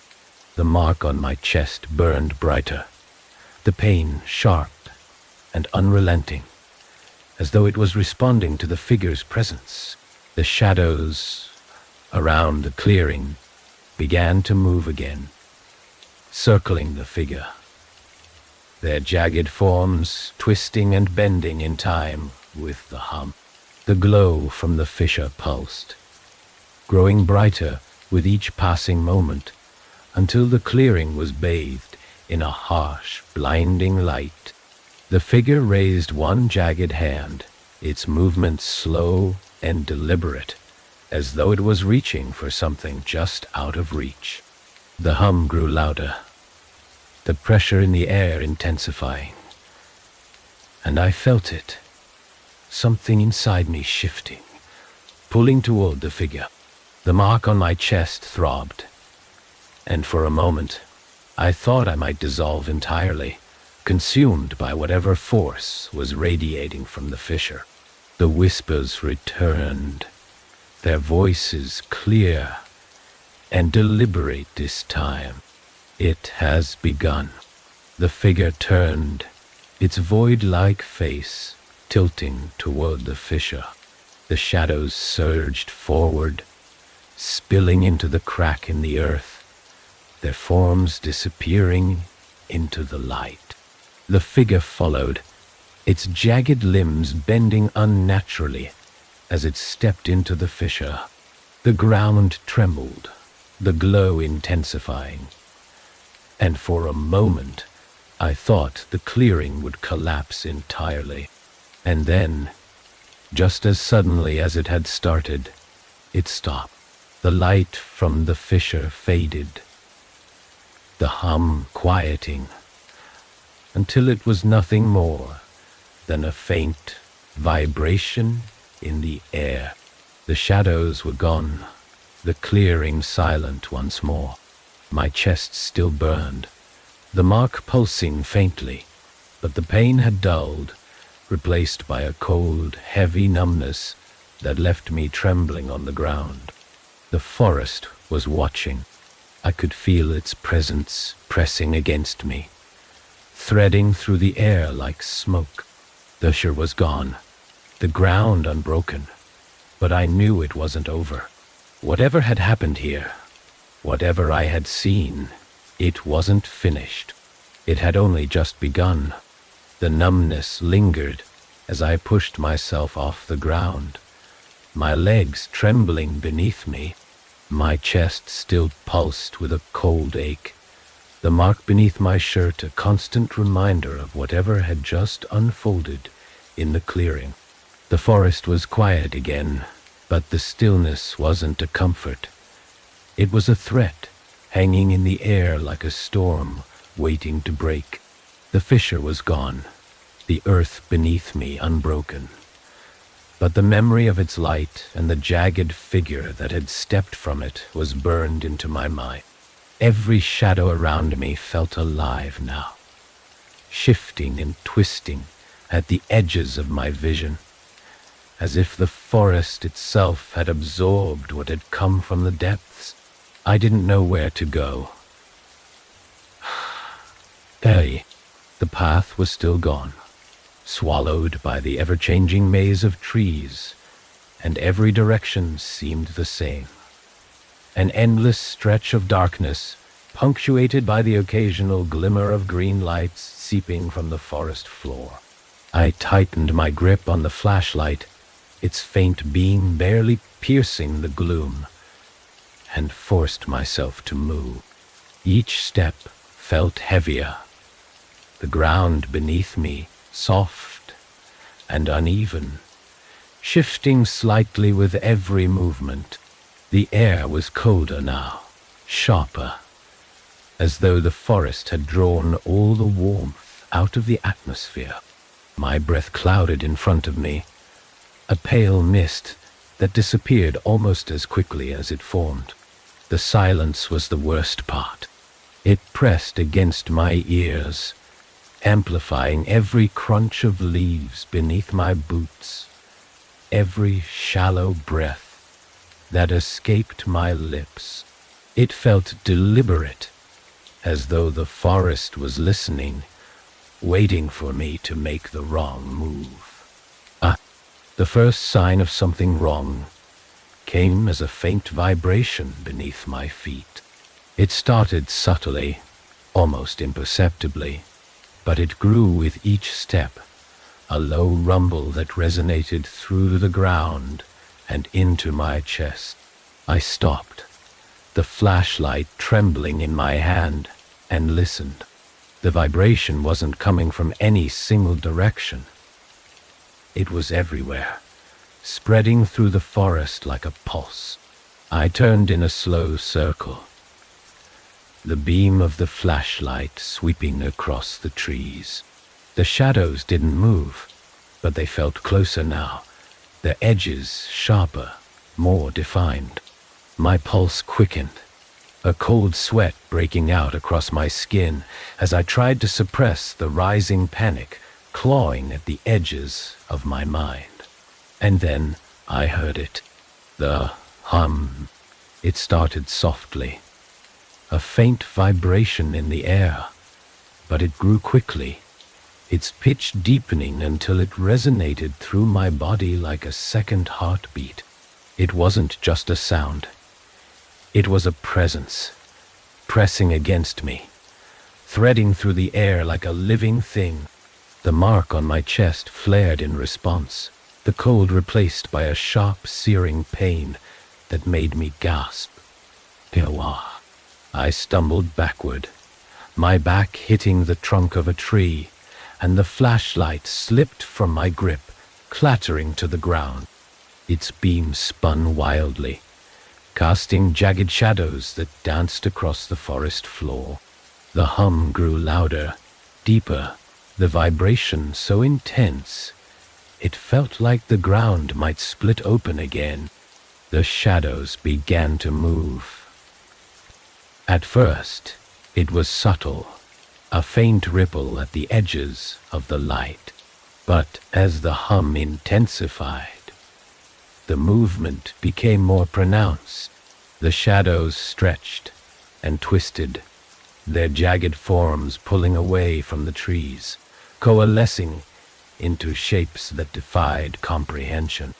They weren't human, but they weren't entirely formless either. Their edges flickered and shifted, their movements fluid and deliberate. One of the shadows stepped forward, its form sharpening as it moved into the light. It was tall, its limbs elongated and angular, bending at impossible angles. Its face, or the void where its face should have been, was a swirling mass of darkness, devouring the light that touched it. It tilted its head, its movements slow and deliberate, as though studying me. The hum shifted, its pitch deepening further, and the shadows around the figure began to writhe, their forms merging and splitting in a chaotic rhythm. The pain in my chest flared again, and I clutched at the mark, the heat radiating outward, freezing me in place. The figure raised a hand, or what passed for one, its jagged edges flickering like static.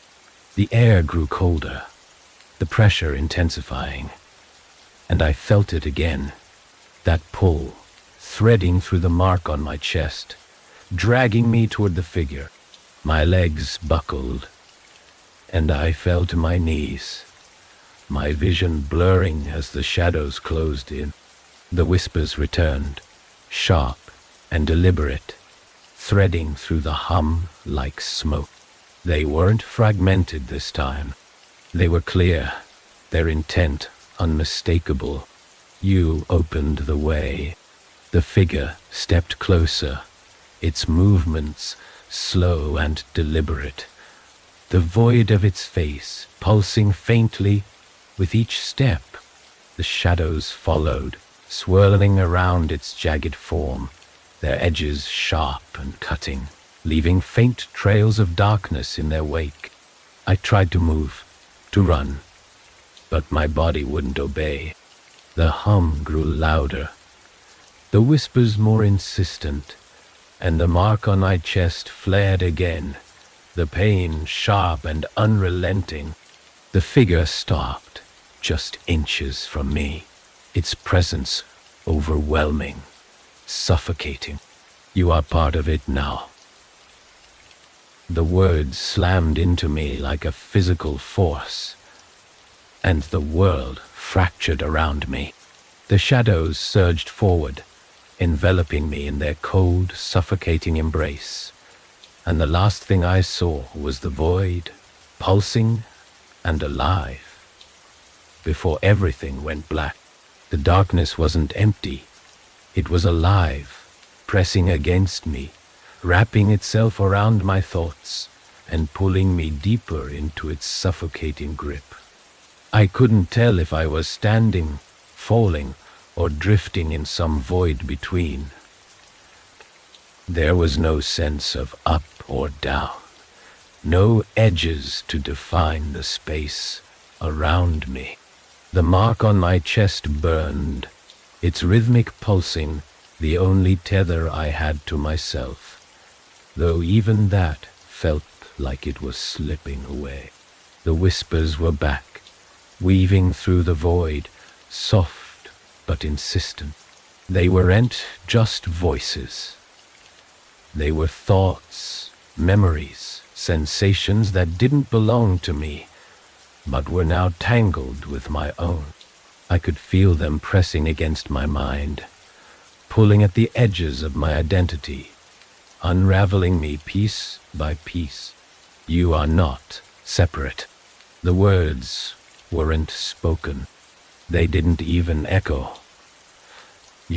They simply were, existing within me, as much as they did outside me.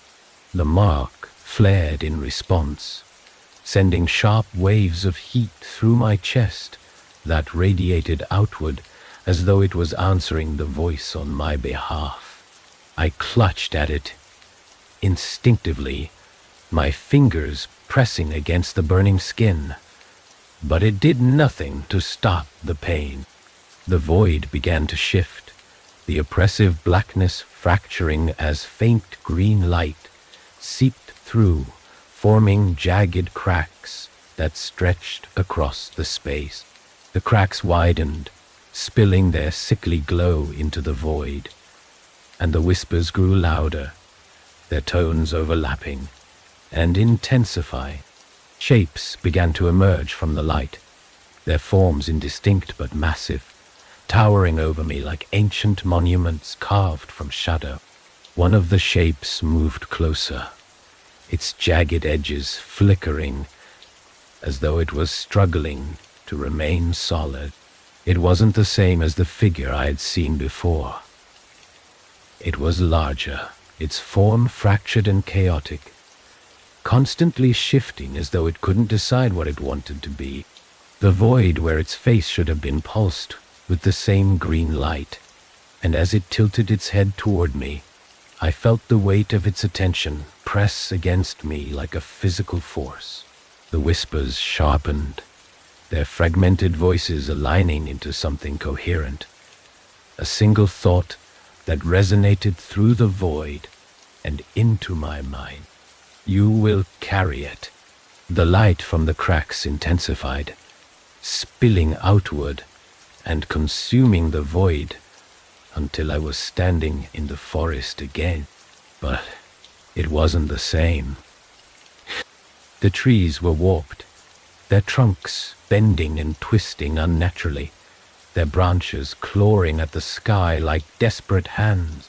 The ground beneath me pulsed faintly, the same rhythmic beat that echoed through the mark on my chest, and the air was sharp with the metallic tang of ozone. The figure from the void was here too, standing at the edge of the clearing. It was smaller now, its jagged form more defined, but no less terrifying. It didn't move, but its presence was overwhelming, filling the clearing with a weight that pressed against my chest and made it hard to breathe. The shadows around it writhed, stretching and twisting as though they were alive, feeding off the light that still seeped from the cracks in the earth. I tried to move, to run, but my legs refused to obey.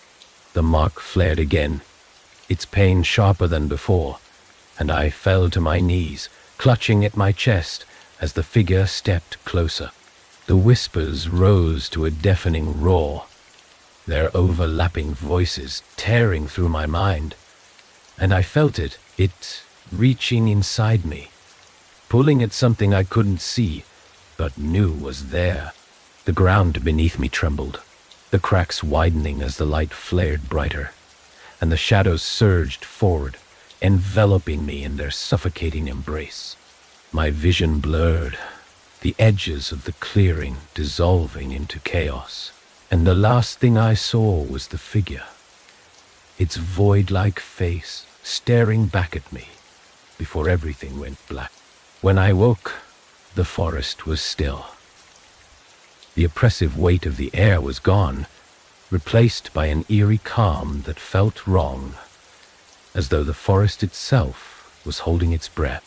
The mark on my chest no longer burned, but it pulsed faintly, a cold, rhythmic reminder of what had happened.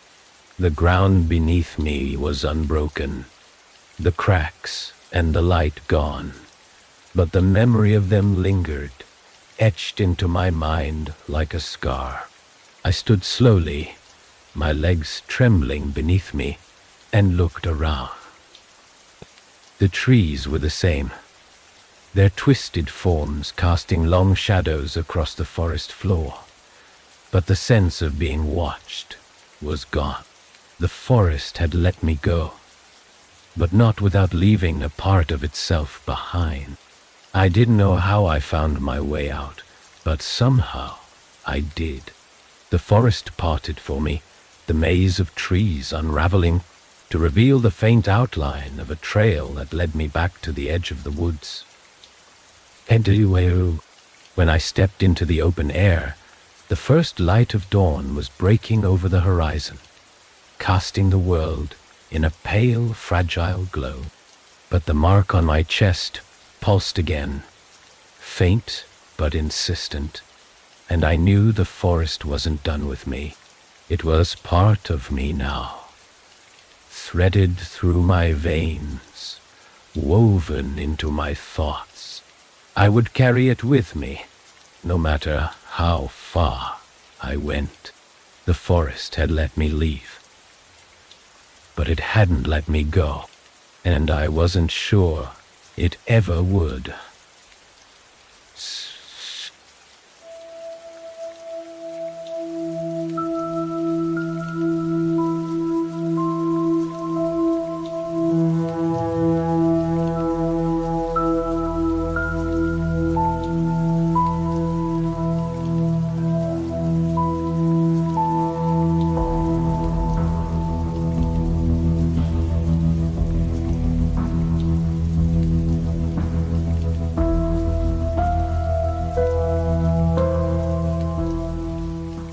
The air grew colder as I pushed deeper into the forest, the towering pines around me casting shadows that seemed to stretch longer than they should.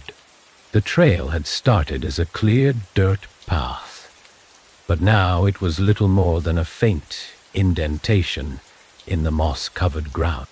Each step felt heavier, as if the earth itself was reluctant to let me pass. The map I'd studied earlier had been useless.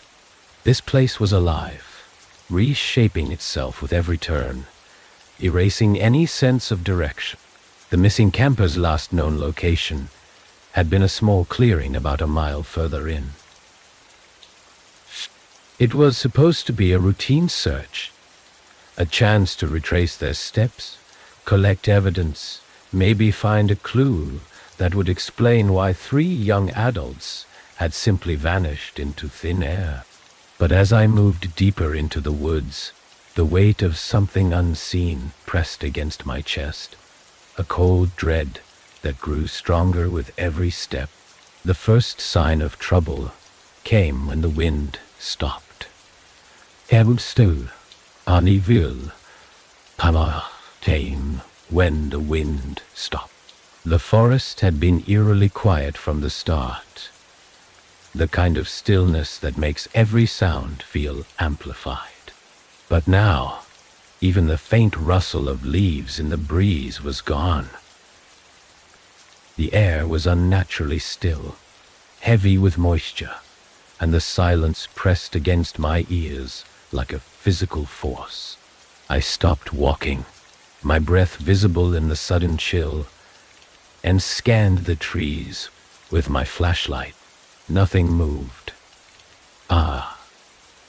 Tori, can you moved? The flashlight's beam swept across the trunks, their bark cracked and peeling, gnarled roots twisting into the mossy ground like skeletal hands. My pulse quickened as I spotted the first sign of human presence, a discarded backpack lying at the base of a tree. The fabric was torn, the straps frayed, as though it had been dragged through the underbrush. I crouched to inspect it, my fingers brushing against the damp material. Inside, I found a crumpled trail map, a half-empty water bottle, and a disposable camera, its plastic casing scratched and cracked. The camera felt like a relic, a piece of the camper's last moments frozen in time. I slipped it into my bag, the faint sense of intrusion overshadowed by the growing unease that gripped me. As I stood, my eyes caught something else, a scattering of footprints leading away from the backpack. The prints were shallow, almost indistinct, as if whoever had made them was running. I followed the trail, my boots crunching softly against the forest floor. And you do it. The prints became more erratic as they moved deeper into the woods, overlapping and twisting, as though the person had been stumbling or trying to avoid something. My flashlight flickered, the beam momentarily cutting out before returning with a weak, trembling glow. I cursed under my breath, shaking it uselessly, but the light remained dim, barely piercing the shadows ahead. The footprints ended abruptly at the edge of a small clearing. The scene was wrong. The earth was disturbed. Claw marks etched into the dirt in jagged, erratic patterns. Branches hung low, their ends splintered and broken as though something large had forced its way through. At the center of the clearing was a circle of scorched earth. The grass and moss burned away in a perfect ring, leaving only blackened soil behind. The flashlight's beam trembled as I moved closer, the ground beneath my boots softer now, as though the earth itself had been hollowed out. The air grew colder still, biting against my skin, and a faint metallic tang filled my nose, like blood or rust, sharp and invasive. I crouched by the edge of the burned circle, my gloved hand brushing against the charred soil. It was warm to the touch. Hence, heavy and pain. That's when I noticed the scratches on the nearby tree. Deep gouges ran down the bark, too large to have been made by any animal I knew of. The marks were uneven, as if made in a frenzy, and something about their shape made my stomach tighten. They didn't just look like scratches. They looked deliberate, almost like symbols. The silence around me deepened, the oppressive weight of the forest pressing against me like a living thing. I felt watched, though the clearing was empty. The shadows at the edge of the trees seemed darker now, moving subtly as though alive. But every time I turned to look, they were still. A sound broke the stillness, a faint rustle, low and deliberate, coming from the trees to my right. I froze, my breath catching in my throat, and swung the flashlight in the direction of the noise. The beam flickered weakly, barely illuminating the twisted branches and thick undergrowth. I waited, every muscle tense, but the forest was still once more. And then I saw it. A shape moved at the edge of the clearing, too quick to fully register, but unmistakably wrong. It wasn't an animal. It wasn't human. It was tall and angular, its movements jerky and unnatural, like a puppet held by invisible strings. My flashlight caught a fleeting glimpse of something jagged and sharp, limbs that bent in ways they shouldn't, a face that wasn't a face at all but a void, an absence of anything that made sense. The light died completely, plunging the clearing into darkness. I fumbled for my spare flashlight, my hands shaking as the weight of the silence closed in around me. The air grew colder still, my breath coming in shallow gasps, and the metallic tang was sharper now, almost choking. When the new flashlight finally flickered to life, the clearing was empty. The shadows at the edge of the trees were still, too still. My chest ached with the weight of the forest's gaze, the mark of something ancient and unseen pressing against me. I didn't wait to see what would come next. My instincts screamed at me to move, to get out of the clearing and as far from that burned circle as possible. I stumbled back toward the path, my flashlight's beam shaking as I moved, the forest closing in tighter with every step. The whispering began as I left the clearing, faint and distant, threading through the trees like smoke. It wasn't in any language I recognized, but its tone was clear, angry, accusatory. The shadows seemed to follow me, their edges shifting and twisting just beyond the reach of the light. And the forest grew darker, colder, more alive. I wasn't alone anymore. The whispers followed me, threading through the silence like faint tendrils of smoke. They weren't loud, but they were insistent, growing clearer with each step I took away from the clearing. My flashlight flickered in my trembling hand, its beam barely cutting through the oppressive darkness. The cold gnawed at my skin, and the metallic tang in the air clung to my throat like rust. The path I'd found wasn't familiar, but I clung to it anyway. The forest was alive now, every sound amplified and warped, every shadow shifting in ways that felt intentional. My instinct screamed at me to keep moving, but the weight of the forest pressed down harder with every step, slowing me, dragging me back. The whispers weren't just background noise anymore. They were voices, overlapping and fractured, their tones shifting between soft urgency and sharp anger. I couldn't understand the words, but they filled my mind, threading through my thoughts like splinters.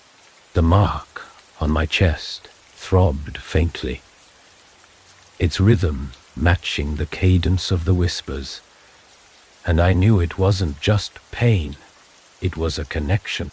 The trees seemed to close in, their twisted trunks forming a labyrinth that pulled me deeper into the woods. Branches clawed at my jacket, and the ground beneath my boots felt softer, spongier, as though it had been disturbed recently. The flashlight's beam caught on something ahead, an object lying at the base of a tree, half hidden beneath the leaves. I crouched cautiously, my heart hammering in my chest as I swept the light across the object. It was a shoe, mud-caked and torn, its laces frayed. Nearby, a scrap of fabric hung limply from a branch, fluttering slightly in the cold air. It was dark, almost black, but the flashlight revealed it had once been a deep red, The voices grew louder as I examined the scene, their fragmented tones pressing against my skull. I stood, my breathing shallow, and scanned the area. The forest around me was still. But the stillness wasn't natural. It felt like the forest itself was waiting, holding its breath as I moved deeper into its grasp. A faint sound broke through the whispers, a distant rustle, too deliberate to be the wind. I froze, swinging the flashlight in the direction of the noise, but there was nothing there, just the trees, their shadows, long and jagged, stretching toward me as though they were alive. My fingers tightened around the flashlight, and I took a hesitant step forward. The rustling came again, closer this time, and with it came a low hum that vibrated through the air. It wasn't loud, but it resonated, sinking into my chest and making the mark beneath my shirt throb painfully. The whispers shifted, their tone growing sharper, more insistent, and I felt the forest closing in, the weight of its gaze pressing against me from every direction. I stumbled into a small clearing, the ground beneath my boots uneven and littered with stones and fallen branches. The hum intensified here, vibrating through the air and into my bones, and the mark on my chest burned hotter, as though it was reacting to the presence of something unseen. The whispers fell silent, leaving only the hum and the faint rustle of the trees. At the center of the clearing was a structure, small and weathered, its wooden walls covered in moss and vines. It looked like an old hunting cabin, the kind that hadn't seen use in decades. The windows were shattered, their jagged edges glinting faintly in the flashlight's beam, and the door hung ajar, creaking softly in the still air. I hesitated at the edge of the clearing, every instinct screaming at me to turn back. But the pull was stronger here, threading through the mark on my chest and drawing me toward the cabin. My legs felt heavy, each step harder than the last, but I couldn't stop. The forest wouldn't let me. The hum deepened as I approached the cabin, the vibrations growing stronger, more invasive. The flashlight flickered again, its light dimming as I reached the door. The inside of the cabin was dark, but the faint green glow of the symbols etched into the walls cast an eerie light across the space. I stepped inside, the floorboards creaking beneath my weight, and the hum seemed to envelop me, pressing against my ears until my head throbbed. The cabin was small, its walls lined with shelves that held crumbling books and jars filled with unidentifiable contents. At the center of the room was a table, its surface scarred and weathered, and atop it lay an open journal. I moved toward the table, my flashlight casting faint shadows across the room. The journal's pages were yellowed and brittle, the ink faded, but still legible. The writing was frantic, the words scrawled in uneven lines that ran into each other. The ritual cannot be completed. It's awake now, and it won't let us leave. The shadows are moving, closer every time I look. If you find this, don't stay. Don't let it mark you. The words sent a chill racing down my spine, and I slammed the journal shut, my hands trembling. The hum grew louder, the vibrations shaking the shelves and rattling the jars, and the green glow of the symbols on the walls pulsed in time with the rhythm of the mark on my chest. A shadow moved at the edge of my vision, too quick to catch fully. I turned, the flashlight's beam sweeping across the room, but there was nothing there, just the faint glow of the symbols and the oppressive weight of the hum. Then, a sound came from behind me, a low creak, deliberate and slow, like the weight of something heavy pressing against the floorboards. My breath caught in my throat, and I turned, the flashlight trembling in my hand. The shadows weren't at the edges of the room anymore. They were in the center, coalescing into a shape that was tall and angular, its edges flickering like static. It didn't move, but its presence was overwhelming, pressing against me with a force that made it hard to breathe.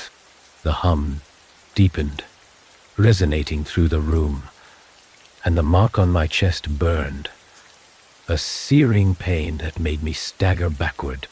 The whispers returned, threading through the hum, their voices sharp and accusing. You should not have come. The shadow moved, its jagged form flickering as it stepped closer. My legs refused to move, the weight of the forest pinning me in place as the room dissolved into chaos. The symbols flared brighter, their green light filling my vision, and the last thing I saw was the shadow reaching for me before the light consumed everything. The light was blinding, sharp and unrelenting, cutting through the shadows and burning the edges of my vision. It wasn't warm, it was cold, seeping into my skin and clawing its way through my chest. The mark beneath my shirt flared violently, the searing pain radiating outward as though the light was pulling at it, trying to tear it free. And then, as quickly as it had come, the light vanished. I was left in the dark, gasping for breath, the faint hum still resonating in my ears like an aftershock. The room had changed. The even had changed. The green glow of the symbols on the walls was gone, replaced by a faint, sickly luminescence that seemed to bleed from the cracks in the wood. The air was heavier now, saturated with the metallic tang that clung to my tongue and throat, and the shadows were thicker, more deliberate, as though they were waiting for me to move. I stumbled toward the table, my hand brushing against the worn wood for balance. The journal was still there, but the words on the open page had changed. They were darker now, etched deep into the paper, as though burned into it. You cannot leave. It sees you. The room seemed to tilt, the walls bending inward as though the cabin itself was alive, reacting to my presence. My chest ached, the mark pulsing in time with the low vibration that filled the air. The whispering had returned, faint but growing louder, threading through the hum with a cold, accusatory tone. I turned toward the door, my flashlight flickering weakly in my hand. The air around it seemed thicker, the light struggling to cut through the darkness that had gathered at the threshold. My legs felt heavy, as though the floor was pulling me downward, rooting me in place. Every instinct screamed at me to move, to run, but I couldn't shake the feeling that the forest wouldn't let me go.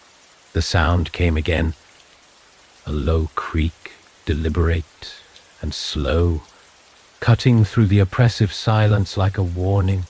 I swung the flashlight toward the source, the beam trembling as it swept across the room. There was nothing there, just the shadows, watching, waiting, but I'd feel it. Something was there, just beyond the edge of the light, its presence pressing against my skin like a second layer of cold. The whispers grew louder, their fragmented voices overlapping and intertwining, until they became a single clear thought. You brought it back. I didn't understand what they meant, but the words settled deep in my chest, heavier than the mark that burned beneath my skin. The hum deepened, vibrating through the walls and floor, and the shadows shifted, their edges sharp and jagged as they began to coalesce. My flashlight flickered again, the beam dimming as the room filled with a darkness that felt alive, pulsing and shifting like a living thing. I took a step back, my heel catching on the edge of the table, and nearly fell. The shadows surged forward, gathering in the center of the room, their movements erratic and jerky, like they were being pulled by an unseen force. The shape that formed was jagged, its edges flickering like static, its form too unnatural to be human. It didn't have a face, just an emptiness, a void that seemed to devour the faint light that remained. The mark on my chest burned hotter, the pain sharp and unrelenting, and I stumbled again, my back hitting the wall. The shadow moved, its form shifting and flickering as it stepped closer. The whispers rose to a deafening crescendo, their voices sharp and accusing, and the air grew colder, so cold I could see my breath in front of me. I clutched at my chest, the heat from the mark unbearable now. And the shadow stopped, tilting its head as though it was studying me. The whispers fell silent, replaced by a low, guttural sound that vibrated through the room, filling the space with a presence that was overwhelming, suffocating. The figure raised a jagged arm, its edges flickering, and the air around me seemed to collapse, pressing against my chest and stealing the breath from my lungs. My vision blurred, the edges of the room dissolving into darkness, and I felt it again, that pull, threading through the mark on my chest and into the void. You are part of it now. Chui, a part of it now. The words slammed into me, not as sound but as a force, threading through my thoughts and ripping them apart. The room dissolved entirely, replaced by the void, cold and infinite, pressing against me from all sides. I couldn't move. I couldn't breathe. The mark burned brighter, hotter, until it was the only thing I could feel. The whispers returned, faint and distant, threading through the void like tendrils of smoke. It will find you.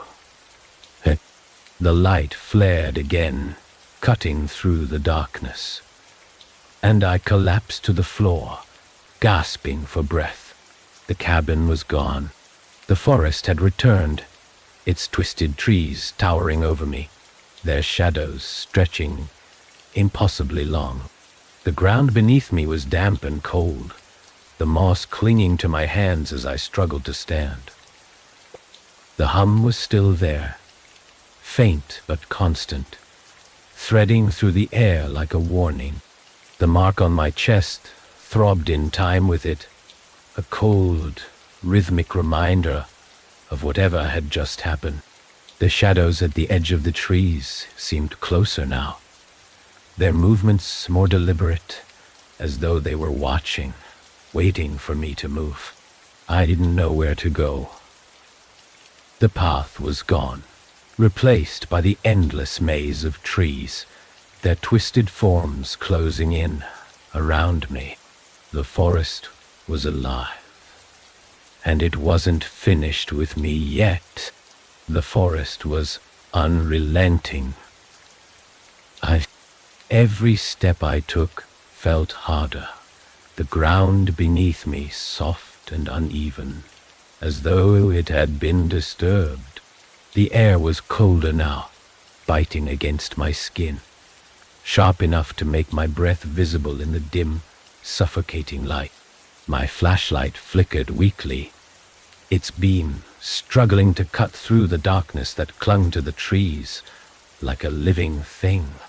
The whispers hadn't stopped.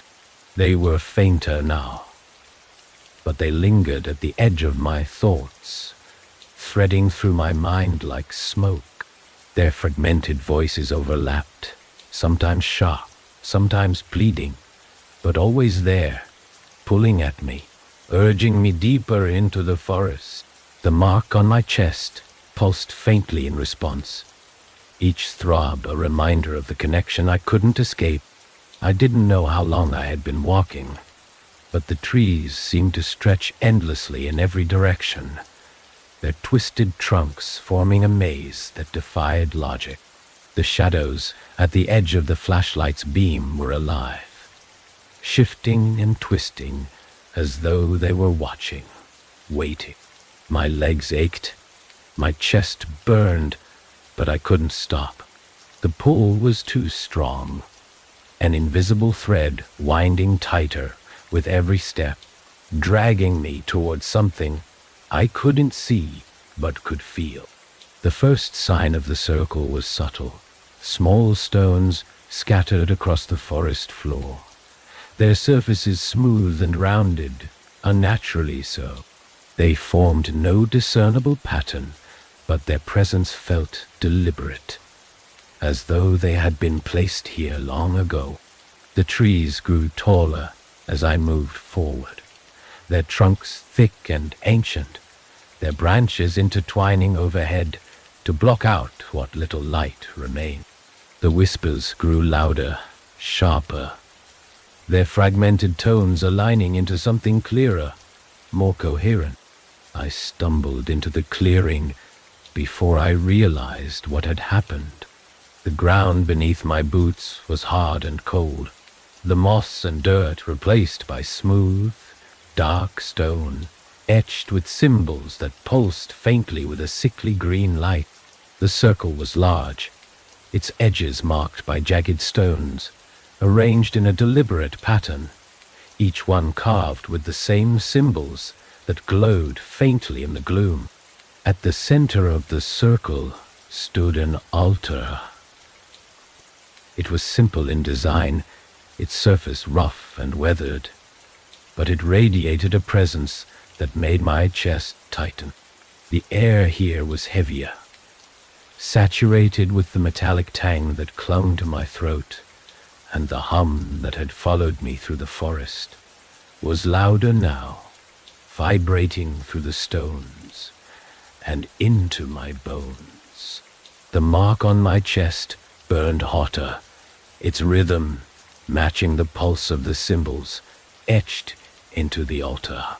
I approached cautiously, the flashlight trembling in my hand as I swept the beam across the circle. The shadows at the edges of the clearing didn't move, but they felt closer, their jagged forms pressing against the edges of the light. The whispers rose to a fever pitch, their voices sharp and urgent, and the hum deepened, resonating through the air with a force that made my head throb. The altar wasn't empty. Atop its surface lay an object, its form indistinct at first, shrouded in the faint green light that pulsed from the symbols. As I drew closer, the object took shape. A stone tablet, its surface carved with intricate patterns that seemed to shift contort and twist as I looked at them. The carvings were deep, their lines sharp and deliberate, and the longer I stared, the more they seemed to move, threading through the stone like veins. I reached out instinctively, my hand hovering just above the tablet, and the mark on my chest flared violently. The pain, sharp and unrelenting. The whispers surged, their voices overlapping in a chaotic symphony that filled my mind, drowning out my thoughts. The air around the altar grew colder, the hum vibrating through my chest, and I felt it again, that pull, stronger now, threading through the mark and into the tablet. The symbols on the stone tablet flared brighter, their sickly glow filling the clearing, and the shadows surged forward, their jagged forms twisting and writhing as though pulled by the light. The whispers grew louder, their voices forming words I couldn't understand but felt deep in my bones, and the air grew heavier, pressing against me with a force that stole the breath from my lungs.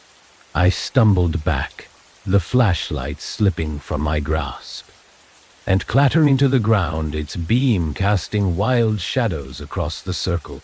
The light from the symbols pulsed again, brighter this time, and the shadows coalesced, their forms merging into a single shape that towered over the altar. It wasn't human. Its limbs were long and jagged, bending at unnatural angles, and its face, or the void where its face should have been, was a swirling mass of darkness that devoured the light. It moved slowly, deliberately, its jagged edges flickering, as though it was struggling to maintain its form. The mark on my chest burned hotter, the pain so intense it brought me to my knees, and I gasped for air, my vision blurring as the figure stepped closer. The whispers fell silent. The hum deepened, its vibrations resonating through the stones and into my chest, and the figure raised a jagged arm, its movements slow and deliberate.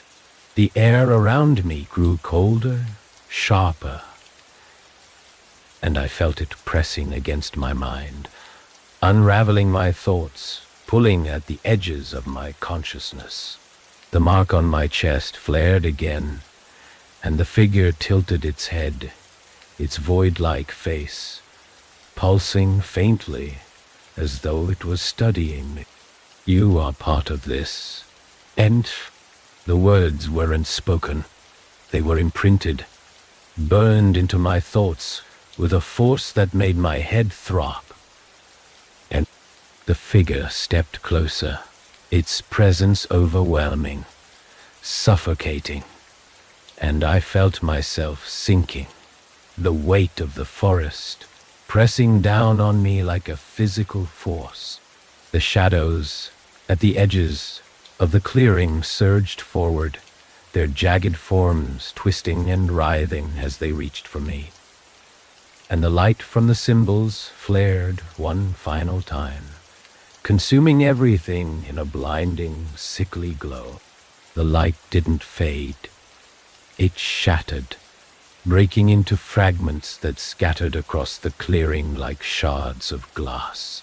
Each piece pulsed faintly, glowing with the same sickly green hue as the symbols on the altar. The shadows recoiled, their jagged forms twisting and writhing at the edges of the light. But they didn't disappear. They lingered, circling, waiting. I was on the ground, my hands clutching the damp earth, my chest heaving with ragged breaths. The mark on my chest still burned, its rhythmic throb in perfect sync with the pulsing fragments. My vision blurred, the world around me tilting and twisting as though the forest itself had been pulled into the light's fractured chaos. The altar was different now. In its surface was cracked, the lines of its carvings glowing brighter, more erratic, as if they were struggling to hold their shape. The tablet was gone, its presence replaced by a faint, swirling mist that rose from the altar and spilled into the clearing like smoke. The air grew colder, sharper, biting at my skin and sinking into my lungs with each labored breath. The whispers returned, louder this time, sharper, their fragmented voices threading through the hum that still resonated in the air. They overlapped, fractured and chaotic, but their intent was clear. It is awake. I pushed myself to my feet, my legs trembling beneath me as I stumbled away from the altar. The shadows moved closer, their jagged edges flickering like static, and the mist thickened, its tendrils threading through the air and wrapping around my legs, pulling me back toward the altar. The mark on my chest flared violently, the pain sharp and unrelenting, and I cried out, my voice swallowed by the forest's oppressive weight. The figure was back. It rose from the mist, its form jagged and angular, its void-like face pulsing faintly with the same green light as the altar. It didn't move like a living thing. It shifted, its edges bending and twisting, as though it was both there and not, its presence overwhelming and suffocating. The whispers grew louder, their voices aligning into a single, clear thought that pressed against my mind with the weight of a tidal wave. You brought this upon yourself. The figure raised a jagged arm, its movements slow and deliberate, and the ground beneath me trembled, the pulsing fragments of light vibrating in unison. The mist surged forward, its tendrils tightening around my legs, my chest pulling me toward the altar. And I clawed at the ground, my fingers digging into the dirt, but it was futile. The forest was alive, and it had claimed me. The mark burned hotter, the pain so intense it blurred my vision, and the hum deepened, resonating through my body until I thought I might break apart. The shadows surged forward, their forms merging with the mist, twisting and writhing as they reached for me.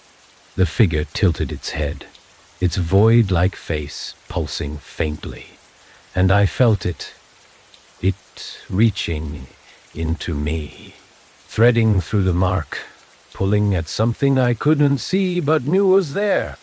And then the forest shifted, the mist recoiled, the shadows pulling back as the clearing erupted in light, brighter and more violent than before. The fragments scattered across the ground rose into the air, their pulsing rhythm growing faster, more erratic, as though they were alive. The figure twisted, its jagged form flickering and distorting, and the whispers fell silent, replaced by a single, deafening hum that vibrated through the clearing. The light coalesced, the fragments merging into a single, blinding mass that hovered above the altar. It pulsed once, twice, and then exploded outward, washing over the clearing in a wave that knocked me to the ground. The shadows dissolved, the mist dissipated, and the hum faded, leaving behind an oppressive silence that pressed against my ears like a physical weight. When I opened my eyes, the clearing was empty. The altar was still there, its surface cracked and broken, but the symbols had stopped glowing, their lines dull and lifeless. The air was colder now, sharp and biting, and the forest felt heavier, as though it was holding its breath. The mark on my chest still burned, but the pain had dulled, replaced by a cold, steady throb that radiated through my body. I stood slowly, my legs unsteady beneath me, and scanned the clearing. The shadows were gone, but their presence lingered, threading through the air like smoke. The forest was watching, its gaze pressing against me from every direction. And I knew it wasn't over. Whatever I had awakened, whatever had been unleashed, was still here, waiting, watching.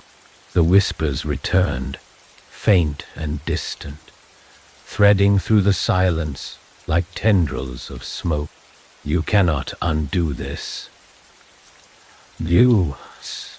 The path out of the clearing was gone, replaced by the endless maze of trees, their twisted trunks forming a labyrinth that stretched in every direction. The forest was alive, and it wasn't finished with me yet. The air was heavier now, thick with an oppressive weight that clung to my chest and turned each breath into a struggle. The clearing was gone, swallowed by the shifting maze of trees, their twisted forms stretching endlessly in every direction. The path I'd taken was erased, replaced by damp moss and knotted roots that seemed to grow larger with each passing moment.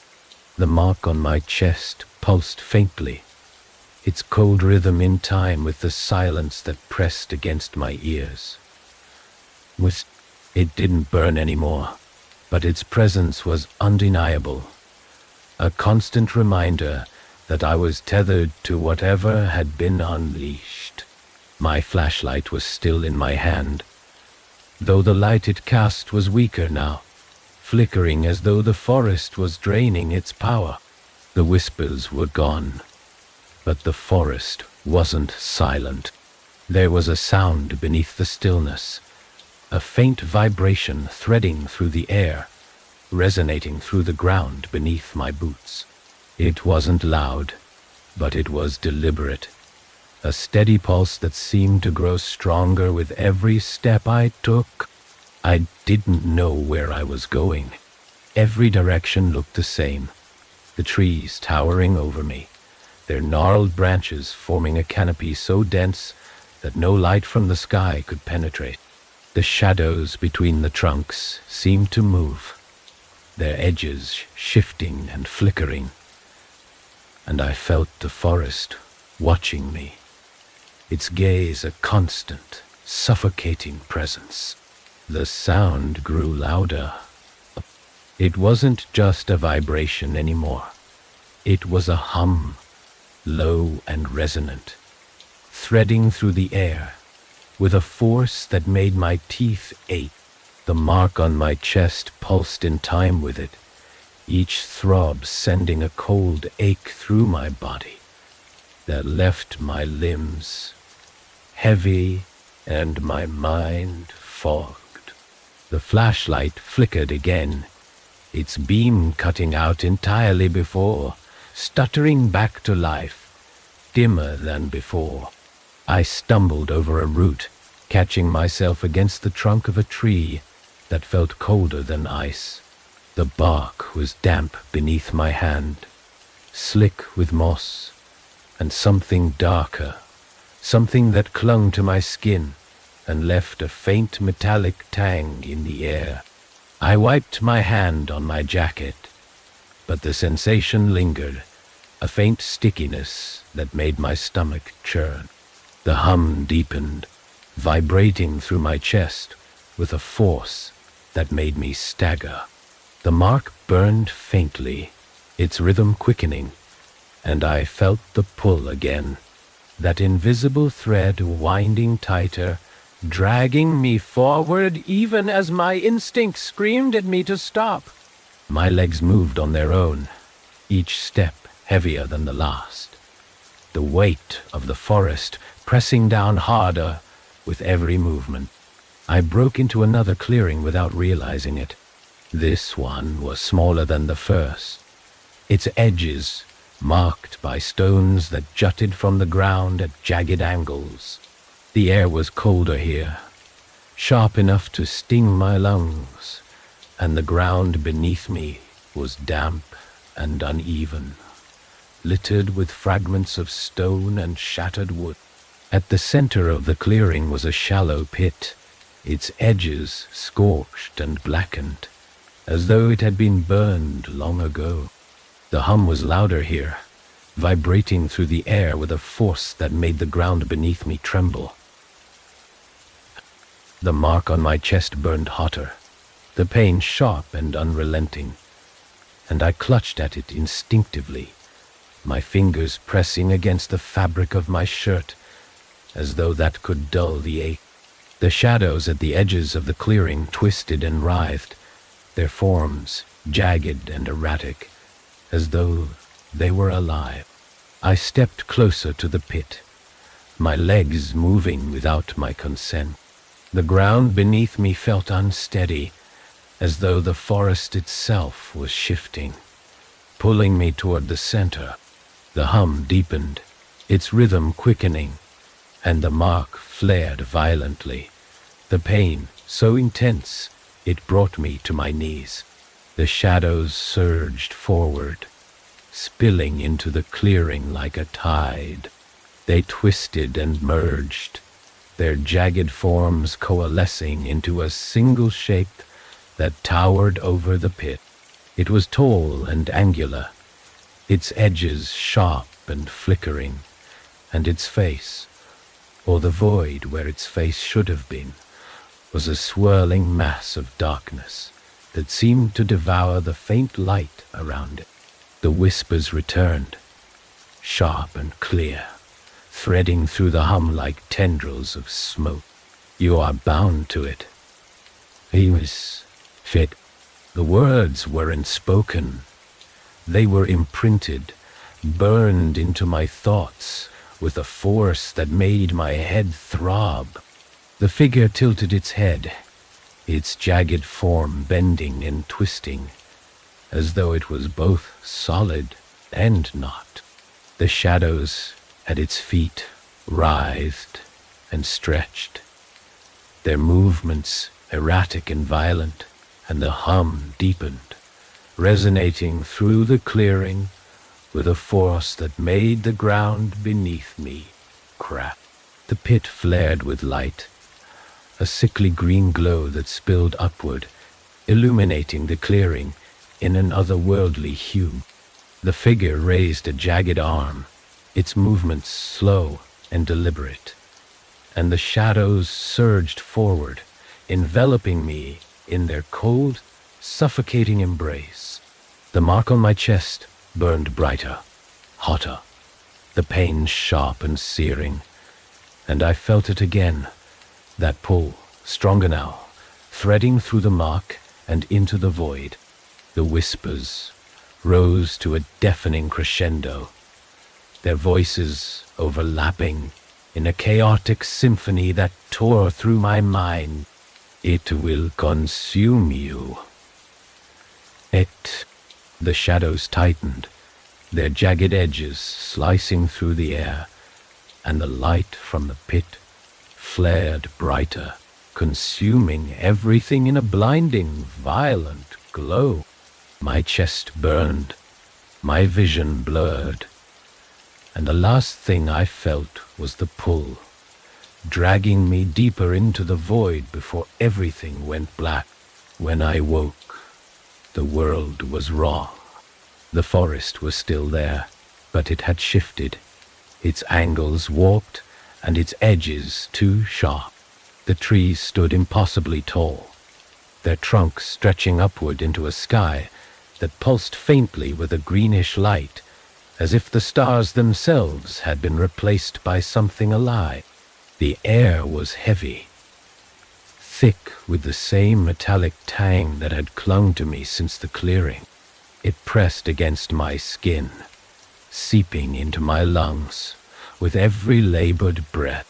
The mark on my chest was cold now, no longer burning, but its presence was undeniable. It pulsed faintly, its rhythm echoing through my body, threading through my veins and settling deep in my bones. My hands trembled as I pushed myself upright. The ground beneath me, soft and damp, shifting slightly as though it were alive. The silence was overwhelming, pressing against my ears like a vice, broken only by the faint hum that still resonated faintly in the distance. I was back in the clearing, but it wasn't the same. The stones that had marked its edges were shattered, their jagged remains scattered across the moss-covered ground. The pit at the center was gone, replaced by a faint, swirling mist that hovered just above the earth, its edges flickering like static.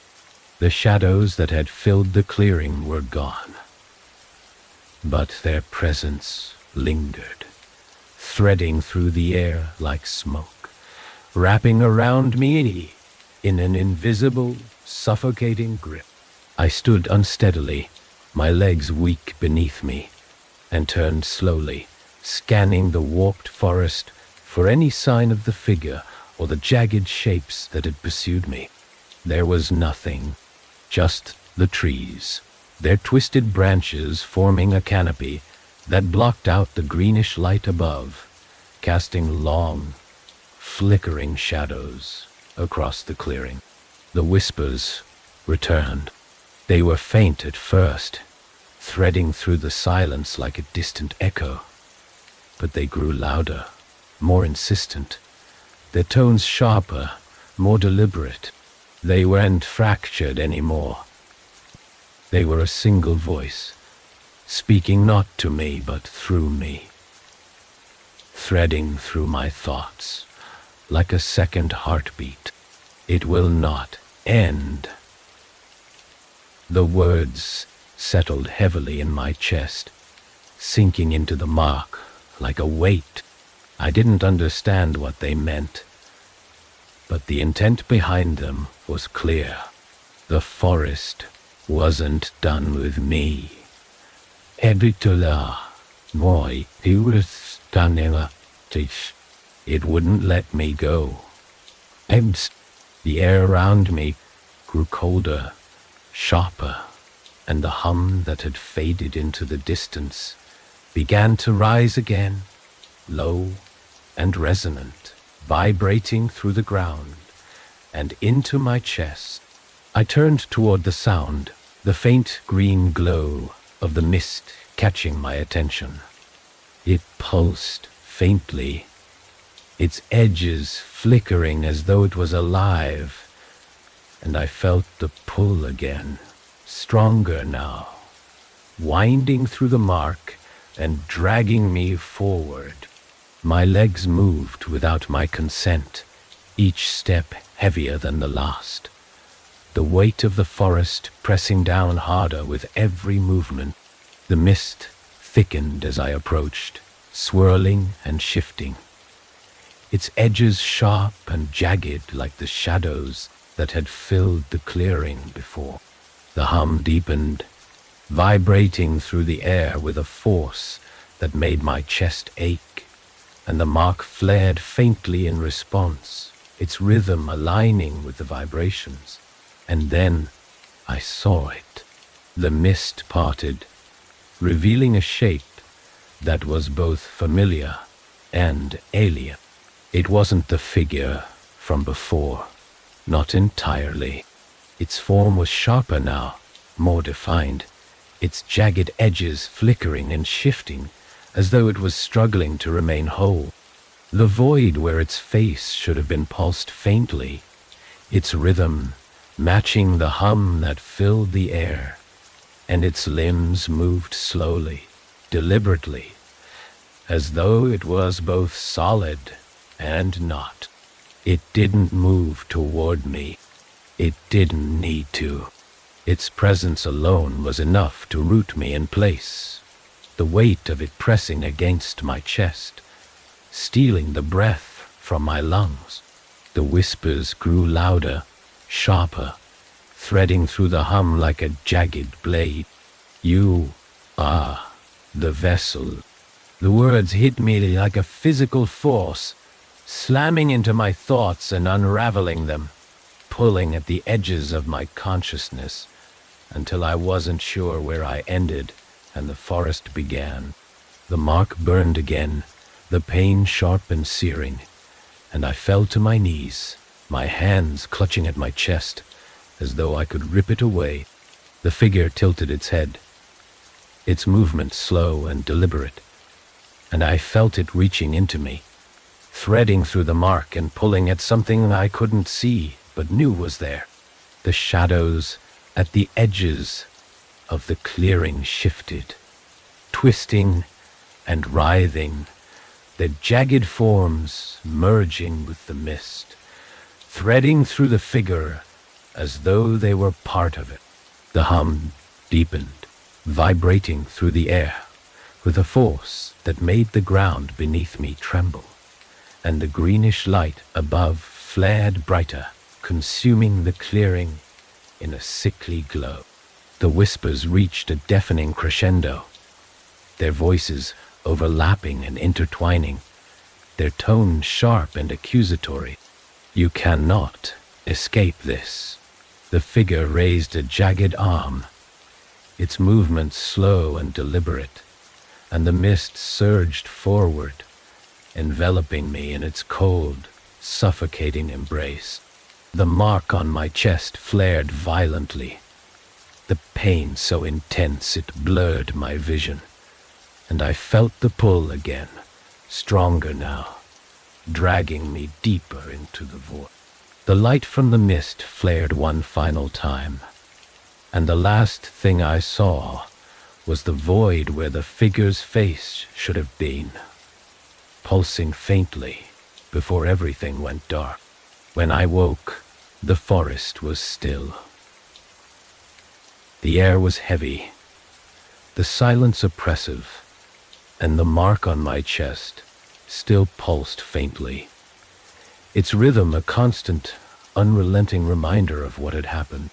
The clearing was gone, replaced by the endless maze of trees, their twisted forms closing in around me. The whispers were gone, the hum faded, but their presence lingered, threading through the air, threading through me. The forest had let me leave, but it hadn't let me go. I was part of it now, and it was part of me forever.